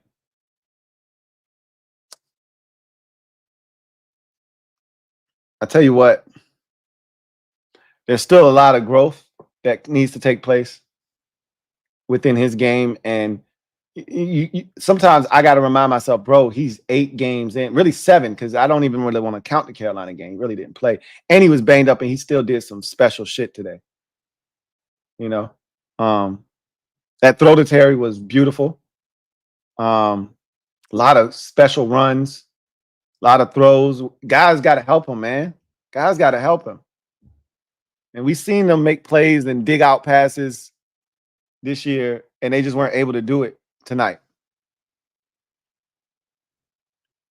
1-6 double dot. Been a member for 38 months. Salute to 1-6 double dot, who writes, I can't believe what I just saw. What a weekend, Lou. Commanders dub. My Dodgers are 2-0 in the World Series and win game 1 in epic fashion. Yo, I was so happy for Freddie. Freddie free! Freddie free! With everything that he went through with his son and, him being a former Brave, I always root for Freddie unless they're playing against the Braves. And so that was crazy to see that happen. Wow, Lou, great job as always, brother. No, thank you for the support as always. 1-6 Devil Doc. Door Gunner. Thank you for the super chat. Greatly appreciate you. Thank you for being a member of the MOBB. Door Gunner writes, come on now. They moving the ball down the field too damn quick. Doing my civic duty and going around trolling Bear fans, Lou. Going full Cobra Kai. No mercy. Hey, have fun with it, man. Have at it. And you're not the only one. I'm pretty sure there's a lot of Commanders fans going slam ham on them Bears fans. They deserve it. They really, truly do. Knock yourself out. Take command for life. Thank you for the super chat. Greatly appreciate you. Thank you for being a member of the MOBB, who writes, seeing Forbes help 2 Bear defenders get up after was awesome. Great sportsmanship, and he gained a lot of respect from me. These players are people. That's cool. I ain't had no love for him. I'm glad you saw it in that light. I love good sportsmanship, but I ain't had no love for the Bears going into this game. I really didn't want to make it about the players, but then Uno was out there talking shit. I don't give a shit who at quarterback. We looking to bust their ass either way. Okay, well, take this L on the way back home. Hope your flight is splendid. Take this L. It's your bitch ass. Rocky D. Been a member for 23 months. He writes, if you don't know, now you know. Miracles. Look at that. Touchdown. That quick. And just like that, it's a one-score game. This that shit I talk about with San Francisco. They'll lose this bitch 31-30. They'll lose this bitch 31-30. Go 3 and out right here. Look, you see Kyle ass pacing on that sideline. He know what it is. I said they needed a touchdown. Told you they needed a touchdown. They got CD out here looking like a goddamn animal, uncaged. This clown gonna fall down, bump right into his damn teammate. Ouija HTTR, thank you for the super chat. Greatly appreciate you. You know his ass don't miss shit, so you can't be like, well, miss this extra point. He ain't gonna miss a goddamn on thing. Thank you for the super chat. Greatly appreciate you. Ouija HTTR writes, I expect to win every week now. A different feeling. Hail to the Mary.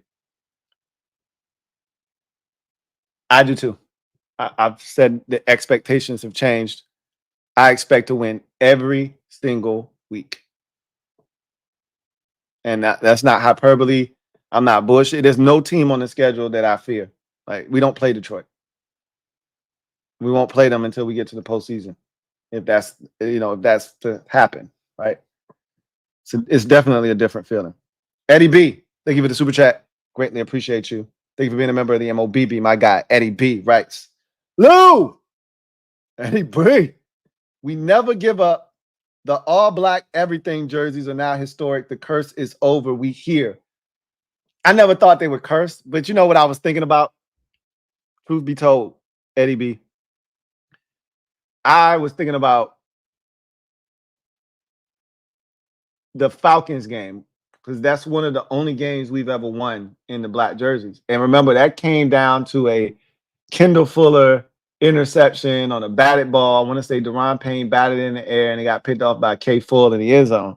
And that's how we preserved that victory against Marcus Mariota, coincidentally enough. And so in my mind, I was thinking that's how we were going to have to preserve this victory, with a stop down there. And the fumble maybe was going to be it, right? Similar to that Falcons game. But of course, it didn't turn out that way. Now Debo's going in the tent, which is not a good thing. Not when you need a, okay, that must have been earlier. But he don't look like he coming back in the game, though. Where your helmet at? They on offense. Yeah, they finna go 3 and out right here. They finna go 3 and out. Get the ball right back to Dallas. They got all 3 of their damn timeouts.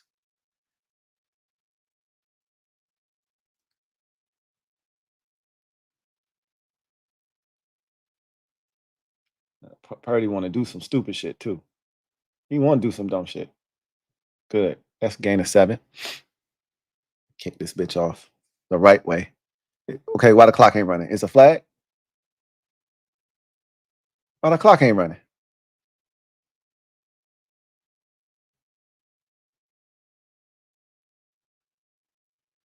Okay, he called timeout. I was about to say, bro, what's going on here? I don't want to say that it's a curse. I don't want to say it's a curse on the black jerseys. I never felt that way, but similar to the Allbergs, the Berg on Bergs that we never won in, there was a little bit of like, man, these shit's crispy, but we won't win in them. I didn't have that feeling with the blacks. I figured eventually we would win. I just thought we used to wear them in some stupid situations. Like, we went to Dallas. The first time we ever bust them out. You don't do that on the road. The first time we busted black on blacks out was in 2022 on the road at Dallas in like week 3 or 4. Like, what are you doing? Anyway, they got to get the end zone and the logos and all that shit, right? If you gonna wear the blacks, you got to go all the way in. Like, I don't know, man. The curse is over. Oh, behind. Ooh, he lucky he ain't fumbled the ball. Yeah, they gonna punt now. Boy, these bastards, they gonna lose this game. They gonna lose this game. 1-6 double dot. Thank you for the super chat. Greatly appreciate you. Who writes, thank God I got 2 miracles in on one weekend. You may never see it again, man. So enjoy it. CJ shoots photo. Been a member for 38 months. Salute. to CJ Shoots photo, who writes, "Salud! Hey, yo, AP, go get Harold Landry. We need an edge rusher, man. I would love to see him go get somebody. Harold, I think, is going to cost you a little bit more. And he's got a lot more money left on his deal. But he fits in the time range in terms of age. He's got a few years left on his deal. So it's a lot of intriguing parts there. We can handle it from a money standpoint. And, it coincides with a lot of the deals that we have right now. Because, the money we spent, all of them was basically 3-year deals, right? Tyler Biadasz, Frankie Louvu, Dorrance Armstrong. And in 3 years, his deal would be up too. So it would all kind of like fit into the same time frame. But we'll see what he decides to do. OTG Network. Thank you for the super chat. Greatly appreciate you. Double up.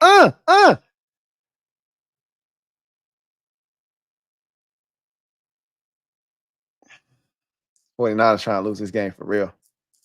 The Eagles will be our next biggest still test.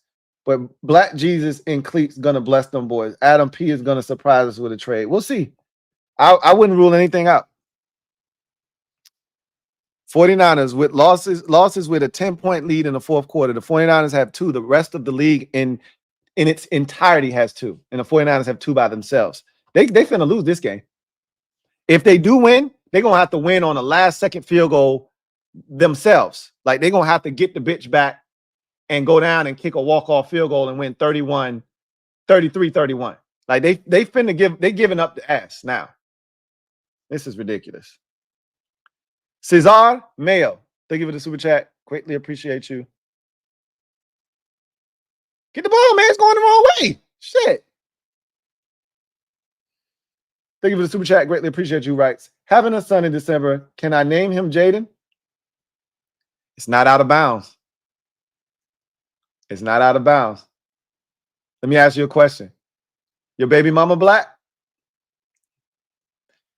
I don't know if we're gonna have, because I'm assuming I can't say, but Cesar, he probably Hispanic, is my guess. If both of y'all Hispanic, I don't know too many Hispanic Jadens running around. But I mean, you could set a trend though. You could be the first to do it. But hey. Oh, come on, bro. Come on, Fred. Come on, Fred. Dak was trying to be Dak. Come on, Fred. Fred. Not you, Fred.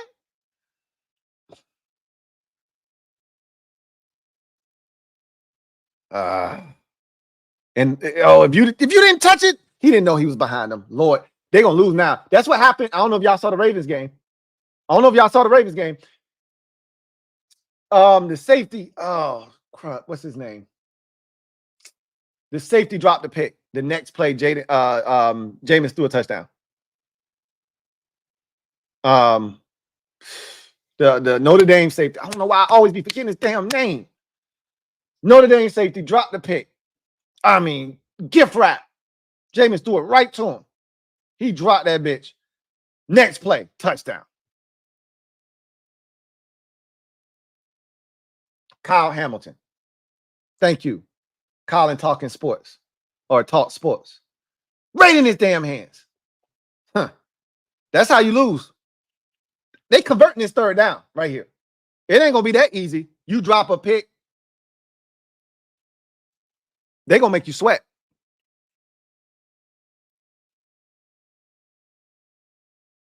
Huh.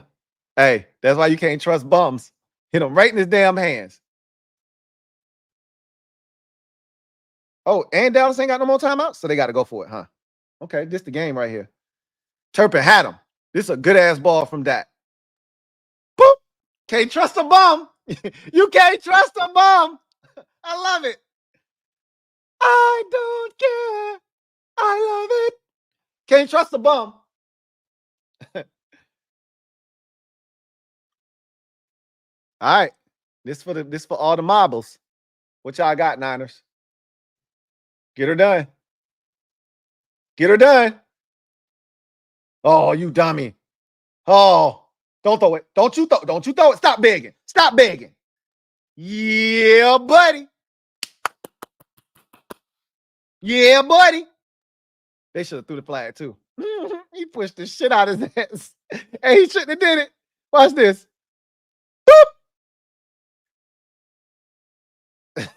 Oh, that was a flag. Oh, but the feet got tangled. I guess that might be what they was calling. Because he pushed them too. Love it. Let me get it. Yeah. So Cesar, I'm assuming both of y'all are Hispanic. If you want to set a trend, it'll be the first Hispanic Jaden I've ever met in my life. I'm here for it though. Let me know what you decide to do. Because we'll bless them on the program. Okay. But congratulations either way. I got 2 December babies. So it's a beautiful thing, man. Try to stay away from Christmas if you can, though. Because that sucks. We had ours in early December, so it's not as big on, it's not as taxing on the wallet, but you know how that can go. Ricky D. Hustle, thank you for the super chat. Greatly appreciate you. Ricky. Double up. Thank you for doubling up. Who writes? Landover Miracle, Lou. Nah. That ain't good enough. 29 for the Bears was talking trash when the play started, tipped the ball to Noah, and Mikey O, he can't wait for his mic'd up after this game. Hashtag hell yes. Man, I can't wait to watch this shit again, bro. Like the rest of this game could go in the trash can for real. Like the rest of the game is seriously could go straight in the garbage. I just want the last play. That's it. This does not erase the bullshit that came before it. You know, we just all got our good feels and shit because we won. But this easily could have been a gloom and doom, morbid, post-game show. I'm supposed to be in all black like the Omen right now, but I'm not because it feels different because it is different.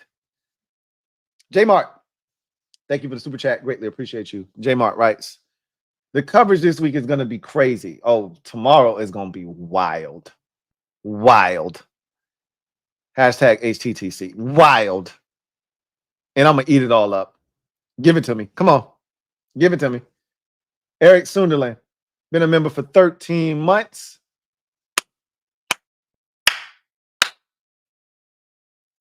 Who writes, similar bounce to the Broncos Hail Mary last year. Yeah, but that was different. Our shit was a walk-off, game over. They still had to go for 2 and they didn't get it, and we held on. But we were on the other side of that Hail Mary, and that didn't feel very good, right? That didn't feel very good. I remember feeling like I stole something. Like I reached out and I stole after we walked. Like we went from dogging them boys to them coming back and trying to take it from us. And I remember feeling like we just stole something. I did the video. I had the video walking out of the J, like, give me my dub before they try to take it back. You know? Let's go, Garendo. Slide down. Smart man. Ball game. Ball game. Going Commando. Thank you for the super chat. Greatly appreciate you. Thank you for being a member of the MOBB.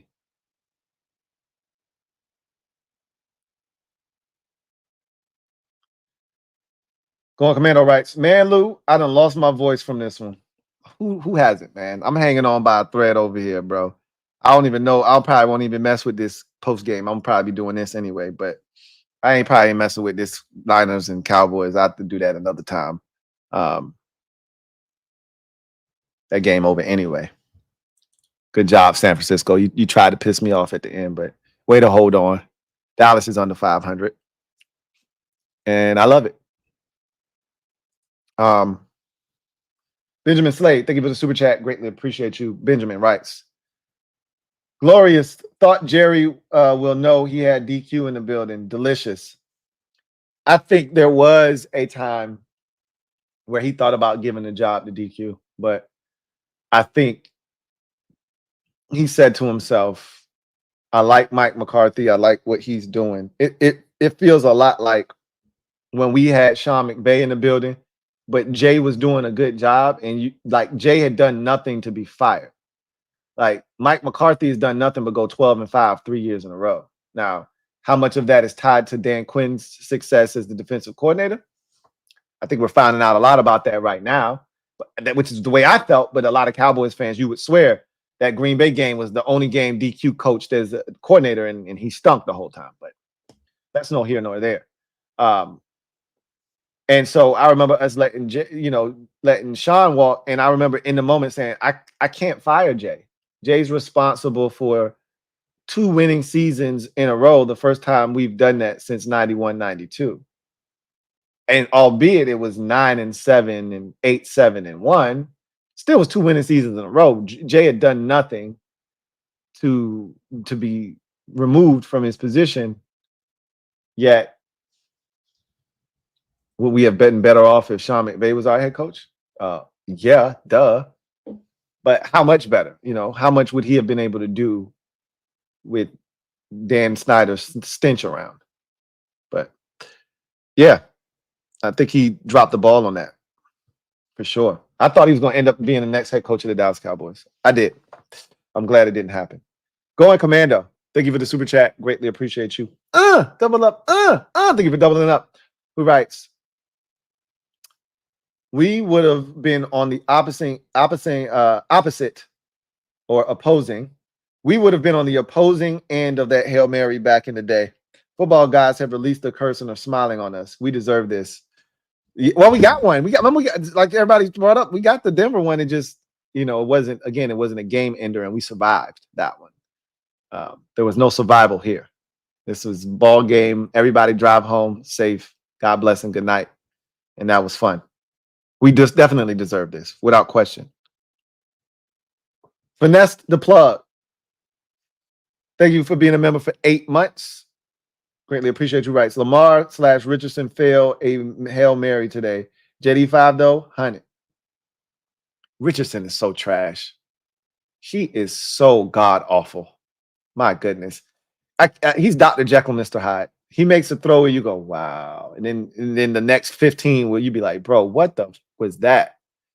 And yeah, as you said, Lamar couldn't get it done neither. And I think Baker had one too.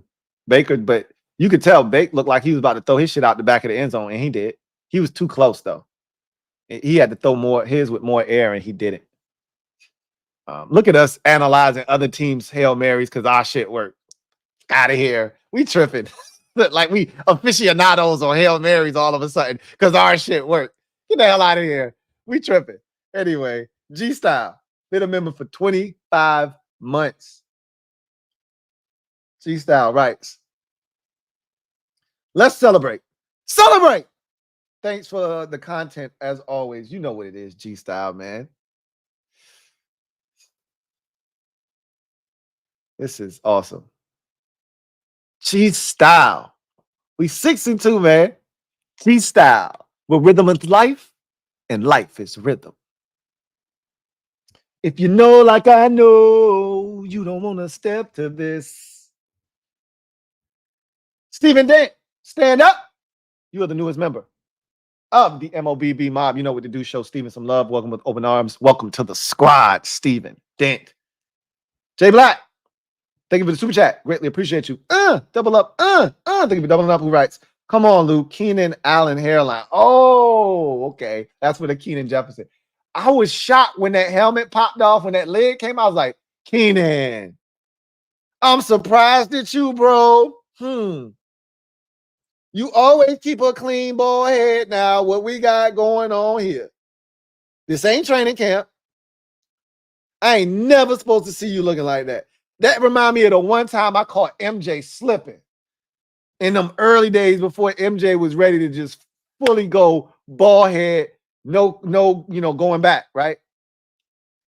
I was like, hey, you got to cut that shit off, bro. He's like, yeah, I know. Let's play some basketball. I really enjoy playing with you guys. I can't believe Keenan Allen shit was like that, though, bro. I was like, Keenan, bro, what the F? Anyway. Stephen Combs, thank you for the super chat. Greatly appreciate you. Thank you for being a member of the MOBB. Who writes, Most dramatic since Tannerman, 2 touchdowns in the fourth versus Dallas. For me, there was another one. Tannerman had a walk-off against Jacksonville, I think in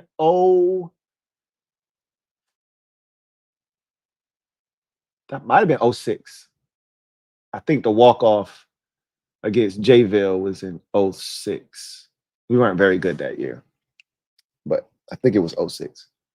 That was pretty cool. I didn't really enjoy that one the way that I wasn't home. I was actually in Florida. Coincidentally enough, I think I was actually in Jacksonville. We were playing Jacksonville in Washington, but I wasn't home, so I didn't get to enjoy that one the way that I, would have had I been at home. But that one was pretty dramatic because that was a walk-off in overtime. But it wasn't this shit though. This takes the cake. This takes the cake.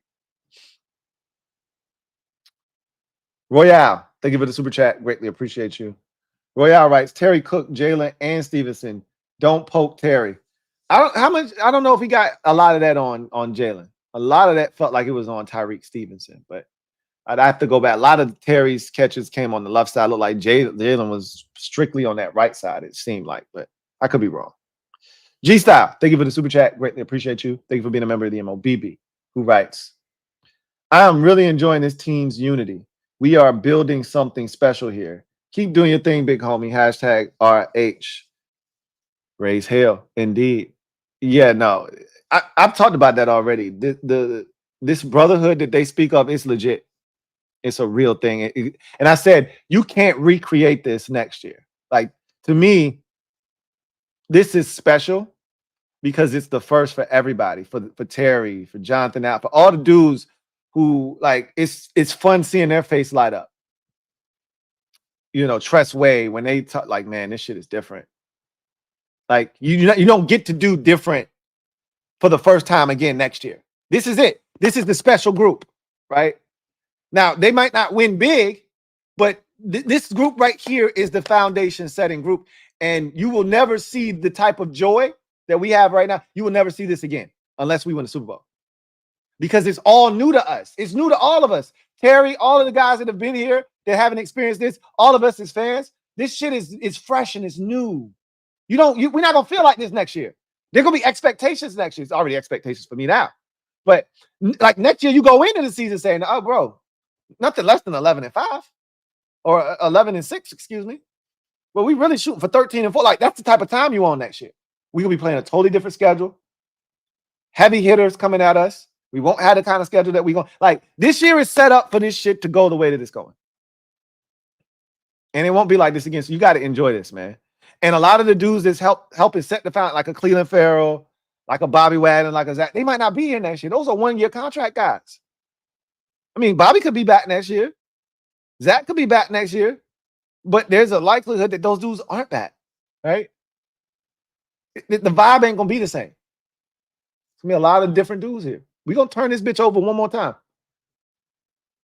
So enjoy this. I tell you, I've been through this multiple times, so I know what this shit looked like. It ain't never better than at the very beginning. Because after this year, you ain't in the honeymoon phase no more. Now you are, hey, no. I expect to win 13 games. And it ain't no way of convincing you that a game like this is okay. Had we lost, I would have been able to look you in your eyes with a straight face and say, this is a part of the growing pains of a young team. And I sincerely mean that. Just because we won, I still feel that way. You're going to have to take some of these types of games. I told y'all that before the season started. That's a part of the growing pains of a young team. You're going to have games where we can't get out of our own damn way and we lose to somebody that we shouldn't lose to because we made mistakes. It wasn't what they did to us. It's what we did to ourselves. And that's how this game was trending. And then the football guys intervened and said, nah, not today. Next year, unacceptable. Unacceptable. And that's the difference. Honeymoon phase versus, all right, let's go win some shit. Totally different mindset. So I'm going to just enjoy the ride like I told y'all from the jump. I do have expectations now, which I didn't when the season started. but I do now. And that happened in Cincinnati. I told you everything changed that night. So now we you know, you just enjoy it for whatever it is. And this is one of those. This may never happen again in our lifetime. A play like that may never happen again. Not to end the game, not to walk the game off. I just remember feeling like that when we gave it up to New Orleans before the half, and I was like, I remember knowing we was gonna lose the game after that shit. Pissed me off. But to have it happen at the end of the game, I've never had it happen to me personally where it lost us a game. It happened against Denver, obviously, last year. But we didn't lose the game because of it. I remember that sinking feeling I had in the pit of my stomach when they caught that bitch last year. But I had the 2-point conversion in my back pocket. Like, hey, they still got to get this 2, though. And that's why I felt sick when Austin Seibert missed the field goal, because I wanted to be able to say, even if they score a touchdown, I still got that 2-point conversion in my back pocket. They still need that too. Metaphor, thank you for the super chat. Greatly appreciate you. Metaphor writes, Terry ain't over till that bitch hit 0. Oops. Did he say that? He must have said that. I can't wait to, you know, just take all of that shit in, man. I didn't even eat. I haven't eaten. I haven't done anything, bro. Nothing. I was so excited. I'm still on cloud 9 right now. And again, I would have much rather have beaten them 40-20 like they beat us last year. Dominated their ass. I would have much rather did that. But this hurts more. And so I'm with it. I'm with it. Let's go, man. We 6-2. Shit's crazy. C-Trail, been a member for 11 months, getting close to that 1 year. Annie writes in Wheezy voice, JD a BC a dog, he a motherfucking problem.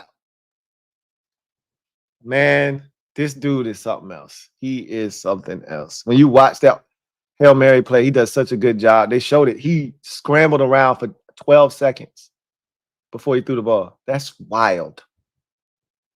Gignac the Big Mac, thank you for the super chat. Greatly appreciate you.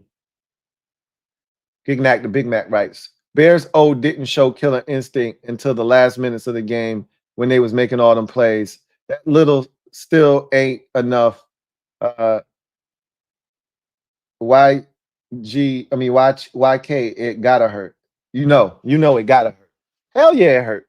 It don't matter how long. Look, they were winning, bro. The game was over. Tyreek Stevenson was waving to our fans.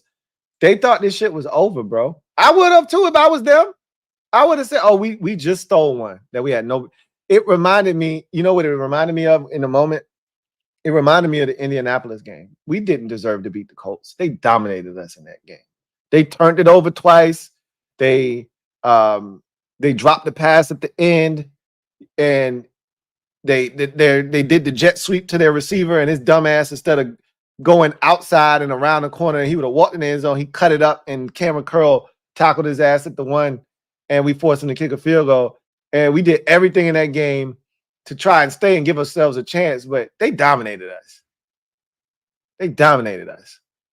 And yet we still stole that bitch at the end with the Terry play. And then almost gave it back, right? If Michael Pittman Jr. catches that pass, they're going to get that field goal. They're going to beat our ass. They're going to beat our ass. And it kind of felt like that. That's how I know Bears fans had to feel. We stole that game at the end. Remember, we were down 10, I believe.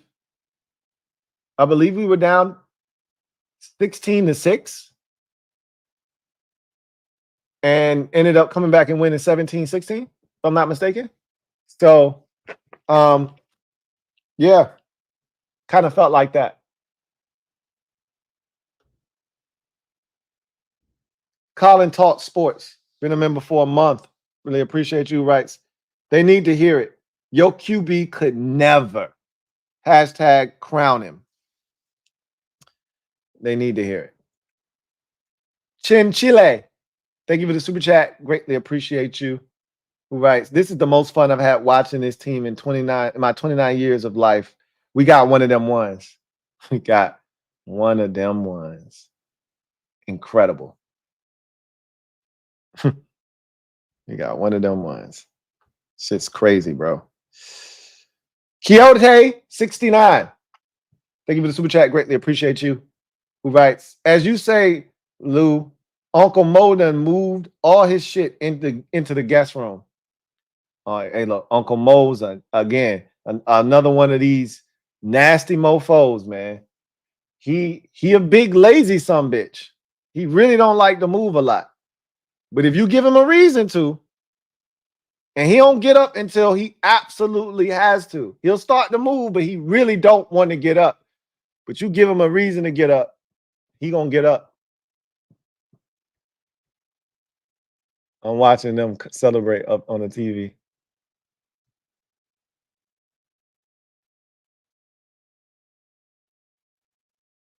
Oh, that's crazy, bro. Oh my God, I'm gonna take all of this shit in, man. This shit is wild. I still can't believe this shit, bro. Going Commando. Thank you for the super chat. Greatly appreciate you. Going Commando. Right. You know how I know it's different, Lou? Old me would have had the TV off by that play, but this team with JD had hope till the clock hit 0. Wild. I never turn the game off. I'm one of those people who always think of all these cockamamie ways. Like I was, what hurt me was the 2-point conversion, because if they didn't have the 2-point conversion, I would have been more inclined to think, hey, we can get in the field goal range. And in my mind, I'm like, yo, Austin Seibert owes me for that bullshit earlier. So we get him into a 61-yard. We look, the one he hit from 57, that bitch cleared from about 63, straight up. So I'm like, I know he got the leg in him. Oh,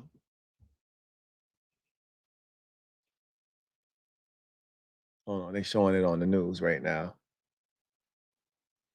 I wish I could hear it. I'm gonna go back. I'm such a geek. Boop. He'll turn around and he put it. He put his. Frankie, look at Coach. Look at Coach. That shit ain't gonna never get old. Coach was like, "Oh shit!" Look at that. He tossed that bitch. Look at Caleb. Caleb hurt. Look at him. They hurt. Oh man.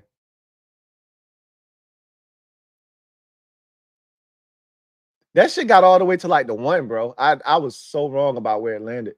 That shit landed at like the 1 or the 2.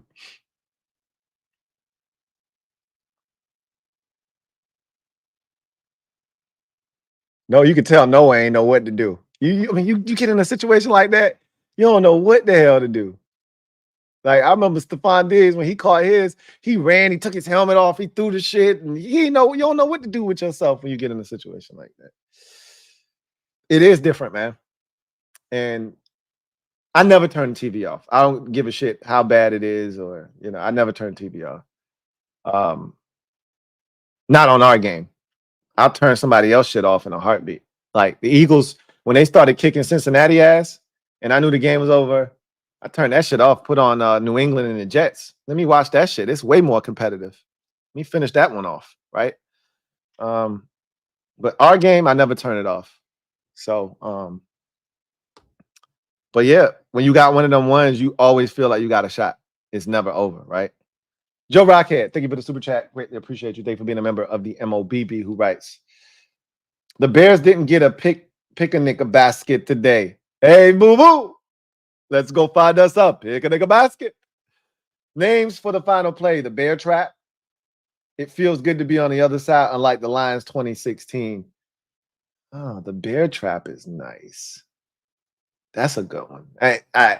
I would assume that normally they try to incorporate like some kind of hail or something like when Kyler Murray did it. It was the Hail Murray, right? And you know what play that is, the one with DeAndre Hopkins versus the Bills. You try to incorporate that somewhere in there so but the Bear Trap sounds great to me. I like that. The Bear Trap game. I could see myself saying that 7 years from now. Yo, remember the Bear Trap game? That shit was crazy. I don't know. I like it. I don't know if it's going to stick. I like it, though.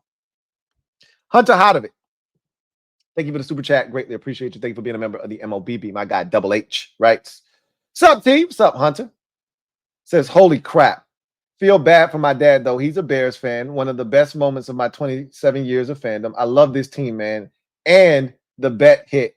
Somebody else said that earlier. And it was like, yo, I hit a $3,000 parlay. That was the final leg of my parlay. So that's beautiful. That is just delicious. And look, if your dad's a good dude, then yeah, that one stings, you know, because my dad is a Cowboys fan. And I don't like my dad being miserable, but he liked the Cowboys. What can I say? You know, his misery with his team is joy for me. So it kind of go because my dad, he's not an asshole when it comes to like, he don't hate the Commanders like that. He don't want us to win, but he don't hate us. Like if we made it to the Super Bowl, my dad would root for us. Like that's some next level shit. Because this is my dad's thinking. And he's already told me this before, and I believe him. Like he rooted for Philly to win the Super Bowl against the Patriots when they won. He was rooting for him to beat Kansas City. And I'm like, yo, I can't get with that shit, man. He like, I wanted to stay in the division. First of all, he an NFC guy. So if it's NFC versus AFC, he always rooting for the NFC team. That's number one. But to take it a step further, he like, yo, I want our division to have another Super Bowl. I'm like, man, I want Philly to get shit. But that ain't the way his brain wired. If we got to the Super Bowl, he would root for us to win. And that's on the real side. That ain't on the fake side. He wired differently. Because I ain't rooting for Dallas ass for nothing.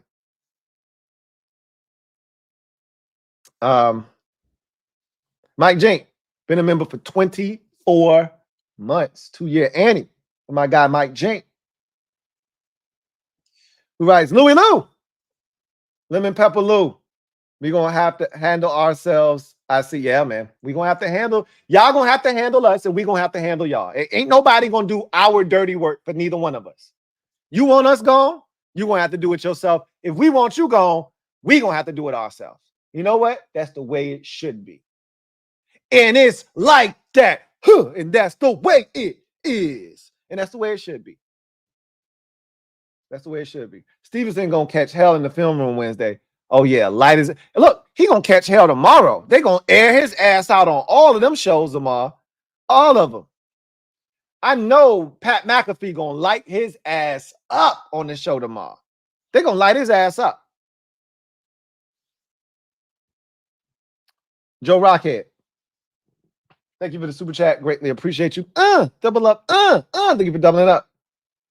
Joe Rockhead writes, next time you talk to LB, quote Terry McLaurin and Stevenson. You ain't shit. You ain't shit. You ain't shit. We all could read his lips. And they kept it on him for like 2 minutes. He dropped about 5 or 6 you ain't shits, and they got every last one of them. I'm like, after the first one, I thought they was going to cut. Like, okay, we don't want the kids at home seeing this. No, they was like, no, this is great stuff. He had a tighter shot on his mouth. Like, Terry was like, you ain't shit.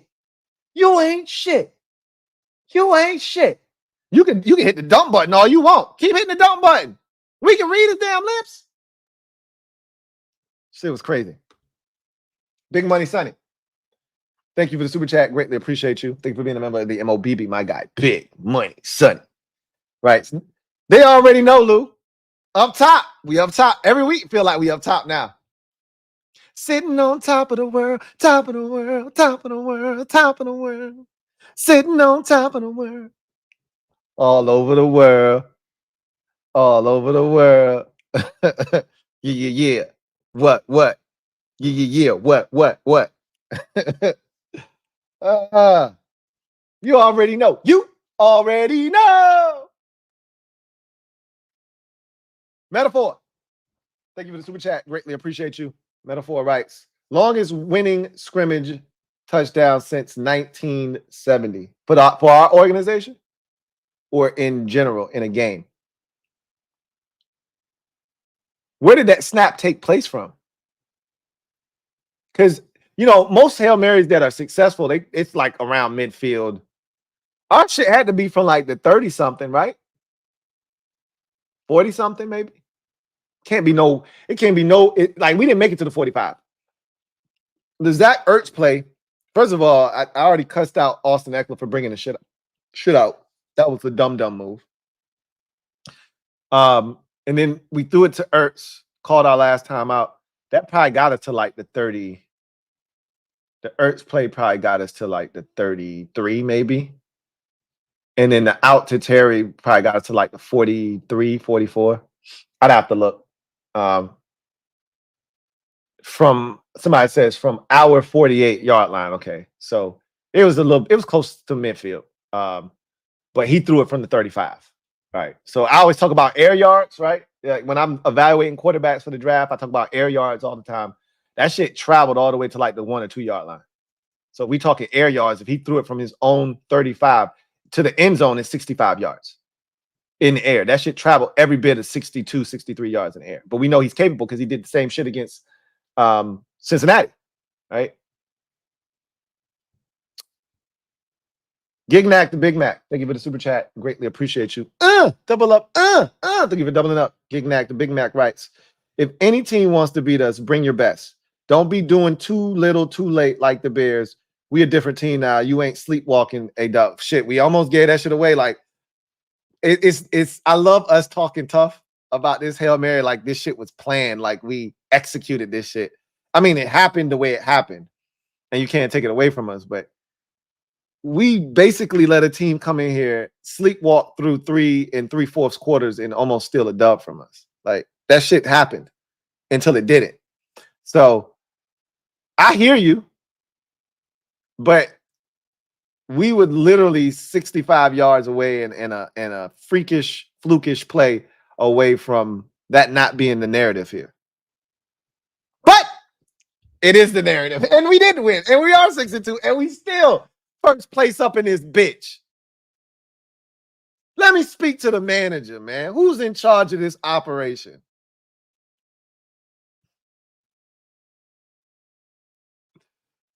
That would be us. And Dallas, you fired. I've been waiting to say that. You fired. Get your shit and get out. Matter of fact, security, put his shit in the box and escort them to the front of the and get their goddamn key fob, please, on the way out. Feels good. Feels good. Red Wings 01. Thank you for the super chat. Greatly appreciate you. Red Wings 01. Thank you for being a member of the MOBB rights. Pick the perfect day to visit my old man. We were going crazy. Yeah, I'm officially a believer that we're legit. Called back, but Diami Screen King. I talk about it all the time. When I typed it in and I hit the button, and as soon as I hit the button, I was about to get excited. They called it back. But Diami, I'm telling y'all, we don't have a better wide receiver screen catch and run guy than Diami Brown. And he did it again. Like, if we gonna run it, it need to be him. It need to be him. If we gonna go jet sweep or something like that, it need to be Olamide, right? Damn, that should have been a touchdown. Up the sideline. Terry with a beautiful block. This shit should have never came down to what it came down to. I know that much. But we're fortunate, and I'm very thankful for the win, though. Big Money Sonny, thank you for the super chat. Greatly appreciate you. My guy, Big Money Sonny. Double up. Thank you for doubling up. Who writes? Shout out to Joe Rockhead. Back then, they didn't want me. Say the rest. Of course, I got you. Back then, they didn't want me. Now I'm hot. They all on me. Feels good. I said, back then, they didn't want me. Now I'm hot. They all on me. They was ready to come for us, Big Money Sonny. LB was ready. Or as you call them, Smoke Newports. He was ready. He was ready. He was already lighting me up. It's crickets, though. I ain't heard from him since. He was hurt. He was big mad. And I loved it. Finesse the plug. Double up. Thank you for doubling up. Finesse the plug writes, appreciate you, Lou. No, appreciate you. By the way, that throw was to his left. I don't get the he only throws to his right type-ish. Hope he clears his name. The Terry bomb was to his left. I don't get it. The Terry bomb against Cincinnati was to his left. The touchdowns, the touchdown on the fourth down against Baltimore was to his left. The third down against Baltimore was to his left. What are they talking about? Huh? What are they talking about?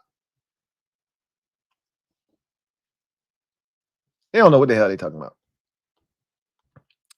They trying to slander my man's name. Don't worry. We got something for that. It's called the bear trap. Andrew Kramer, thank you for the super chat. Greatly appreciate you. Andrew writes, Ted's trying to get his get back with that horse collar and hip drop. I told him I'm just happy that JD's ankle came out of that shit all right. Because that looked like the standard textbook, I'm about to fall down and on your damn ankle and have your shit sprained. Tackle. And I'm like, and I know when the quarterback leaves the pocket, he's no longer protected. I'm like, that still ain't no horse collar though? No kind of, none of that. Ain't none of that shit? Word. All right. Bet. Big Money Sonny, thank you for the super chat. Greatly appreciate you. My guy, Big Money Sonny writes. One more time, Lou. You already know. You already know what it is. Hell yeah. Hell yeah. Take command for life. For life. For life. Thank you for being a member of the MOBB, who writes, 25th was my birthday. I see this as a late birthday gift. All right. So we had Jack with a birthday on Saturday. So yesterday or now 2 days ago. And I said, hey, I'm going to wish you this happy birthday early. And then the commander's going to bless you the day after. I told him that. And then look what happened, right? He'll never forget this birthday, right? And same can be said for you, right? You'll never forget this birthday. Happy belated, by the way. Happy belated. DC Fan 88. Thank you for the super chat. Greatly appreciate you. DC Fan 88. Thank you for being a member of the MOBB, who writes, Lou, I'm happy we won. I'm an hour back on the playback. JD, man, is amazing. He is everything. He is as advertised. He's one of them ones. He's everything that we could have hoped and dreamed that he would be, and then some. God, this man played through an injury today. He was not 100%, and he went out there and gutted it out and gave us a chance. And ultimately, we got it done. And it shouldn't have been as close. Big shout out to the defense, but they didn't make enough plays around him. The offense did. They didn't make enough plays around him. This was not their best effort. And we had the penalties that hurt us and a lot of shit, man, that we got to clean up. But you rather do that shit with a Coke and a smile.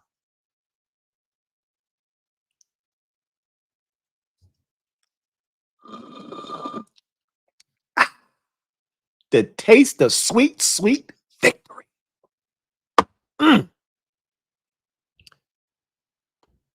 Andrew Kramer, thank you for the super chat. Greatly appreciate you. Double up. Thank you for doubling up. Andrew writes, yeah.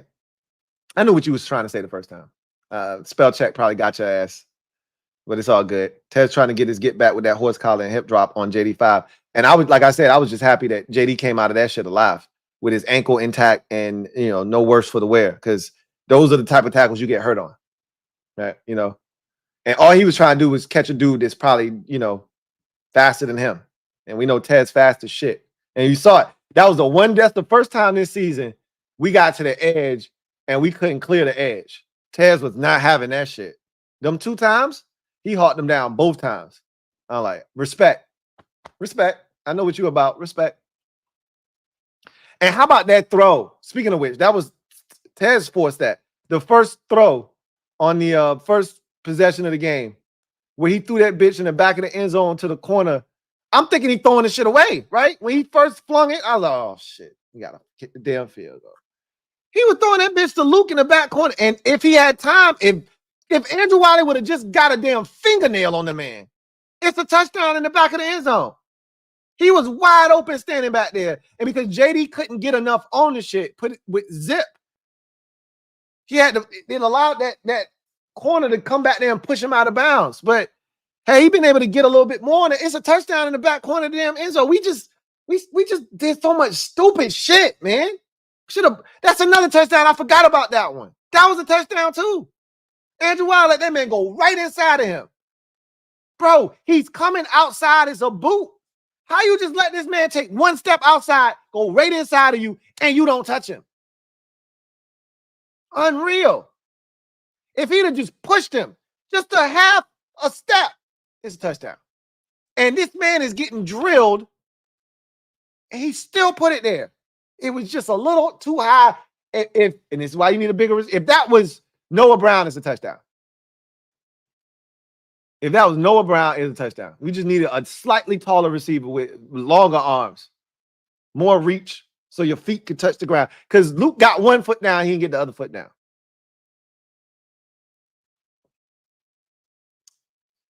Big Money Sonny, thank you for the super chat.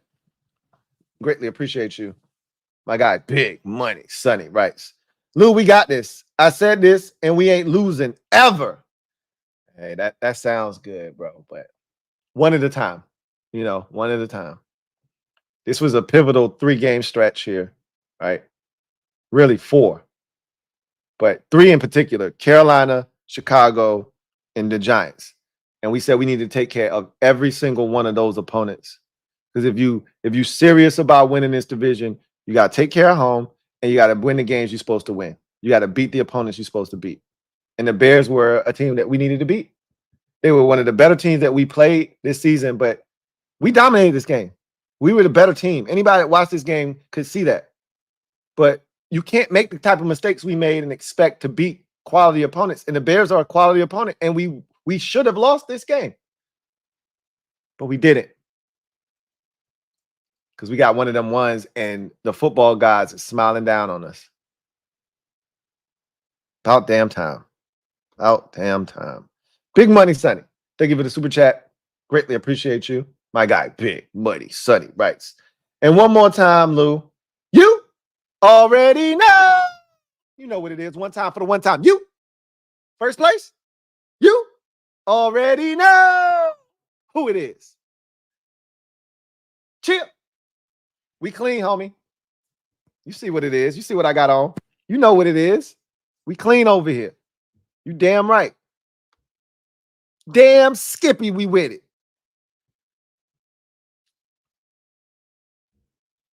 Big Money Sonny, my guy. Big Money Sonny. Thank you for the super chat. Greatly appreciate you. Big Money Sonny writes, Philly a problem. F them smoke Newports. We shall see, Lou. No, they're a problem. They're not going away. I told them if they won this game against Cincinnati, you got my attention. Like that Texan on the Dave Chappelle special. You got my attention. I'm listening. I heard you loud and clear what you did today. So I see what this is. It's a 2-man race. I've been said that, though. Been said that. Dallas ain't in this shit. The Giants ain't in this shit. It's just me and you. Just me and you. Just me and you. Just the two. It's just us and Philly. And it's our time. F what they talking about. It's our time. They had their opportunity. They ain't know what to do with it. So we finna take this bitch over. Anyway, I digress. That's the last super. Let me get one more shout out to BetUS, man. Really appreciate BetUS for the blessings. Y'all know what it is. If y'all out there, you're looking for a book, you haven't, bet with BetUS before, what are you waiting on? Here's a great offer to get you in the door and potentially put some money in your pocket. Use the promo code YouTube150 to get you a 150% sign-up bonus up to your first deposit of $2,000. And then the next 2 deposits, or your next 2 deposits, up to a $2,000, 125% sign-up bonus. When you use the promo code YouTube150, fastest payouts in the industry. Also, get you 10% back on your net losses. Again, as long as you're active for a 6-month period. Look, man, at the end of the day, bet responsibly, bet what you can afford to lose. But if you're going to bet with the best. That's BetUS. So, Joe Rockhead, thank you for the super chat. Greatly appreciate you. My guy, Joe Rockhead writes, I wonder who wins the Pepsi Rookie of the Week. Is that even a question right now? Is that even a question? Looks to the zoomed in camera and laughs like Mr. Roper. Is that even a question? Like, You already know we taking over the vote, and it's gonna piss them off even more that it came against them. Big Money Sonny, thank you for the super chat. Greatly appreciate you. Oh, we long past the double up, man. Appreciate you, Lou. Let's get it. You know what it is. You know what it is. One more time. You already know what it is. You know what it is. Let's get it, man. We 6-2, y'all. Let that shit sink in. Bitch. We 6-2. Wow. And we still in first place. The Bears tried to rob us. And we won't go on for that shit. Celebrate! We just witnessed one of the most incredible finishes to an NFL game in a long time. I won't say in history, but let's not be over the top. That was one of the most incredible finishes we've ever seen in this franchise's history. We've been a part of some, crazy finishes. The Thanksgiving game against the Dallas Cowboys with Roger Staubach when they caught, essentially a similar situation. I don't think it was a Hail Mary, but they came all the way back and beat us like 35-34, some shit like that. Long before my time, but I've heard about it. But ultimately, it doesn't get much better than this.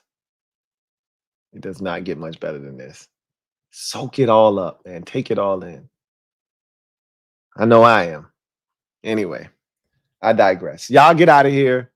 We'll run this all back tomorrow. We'll do it again.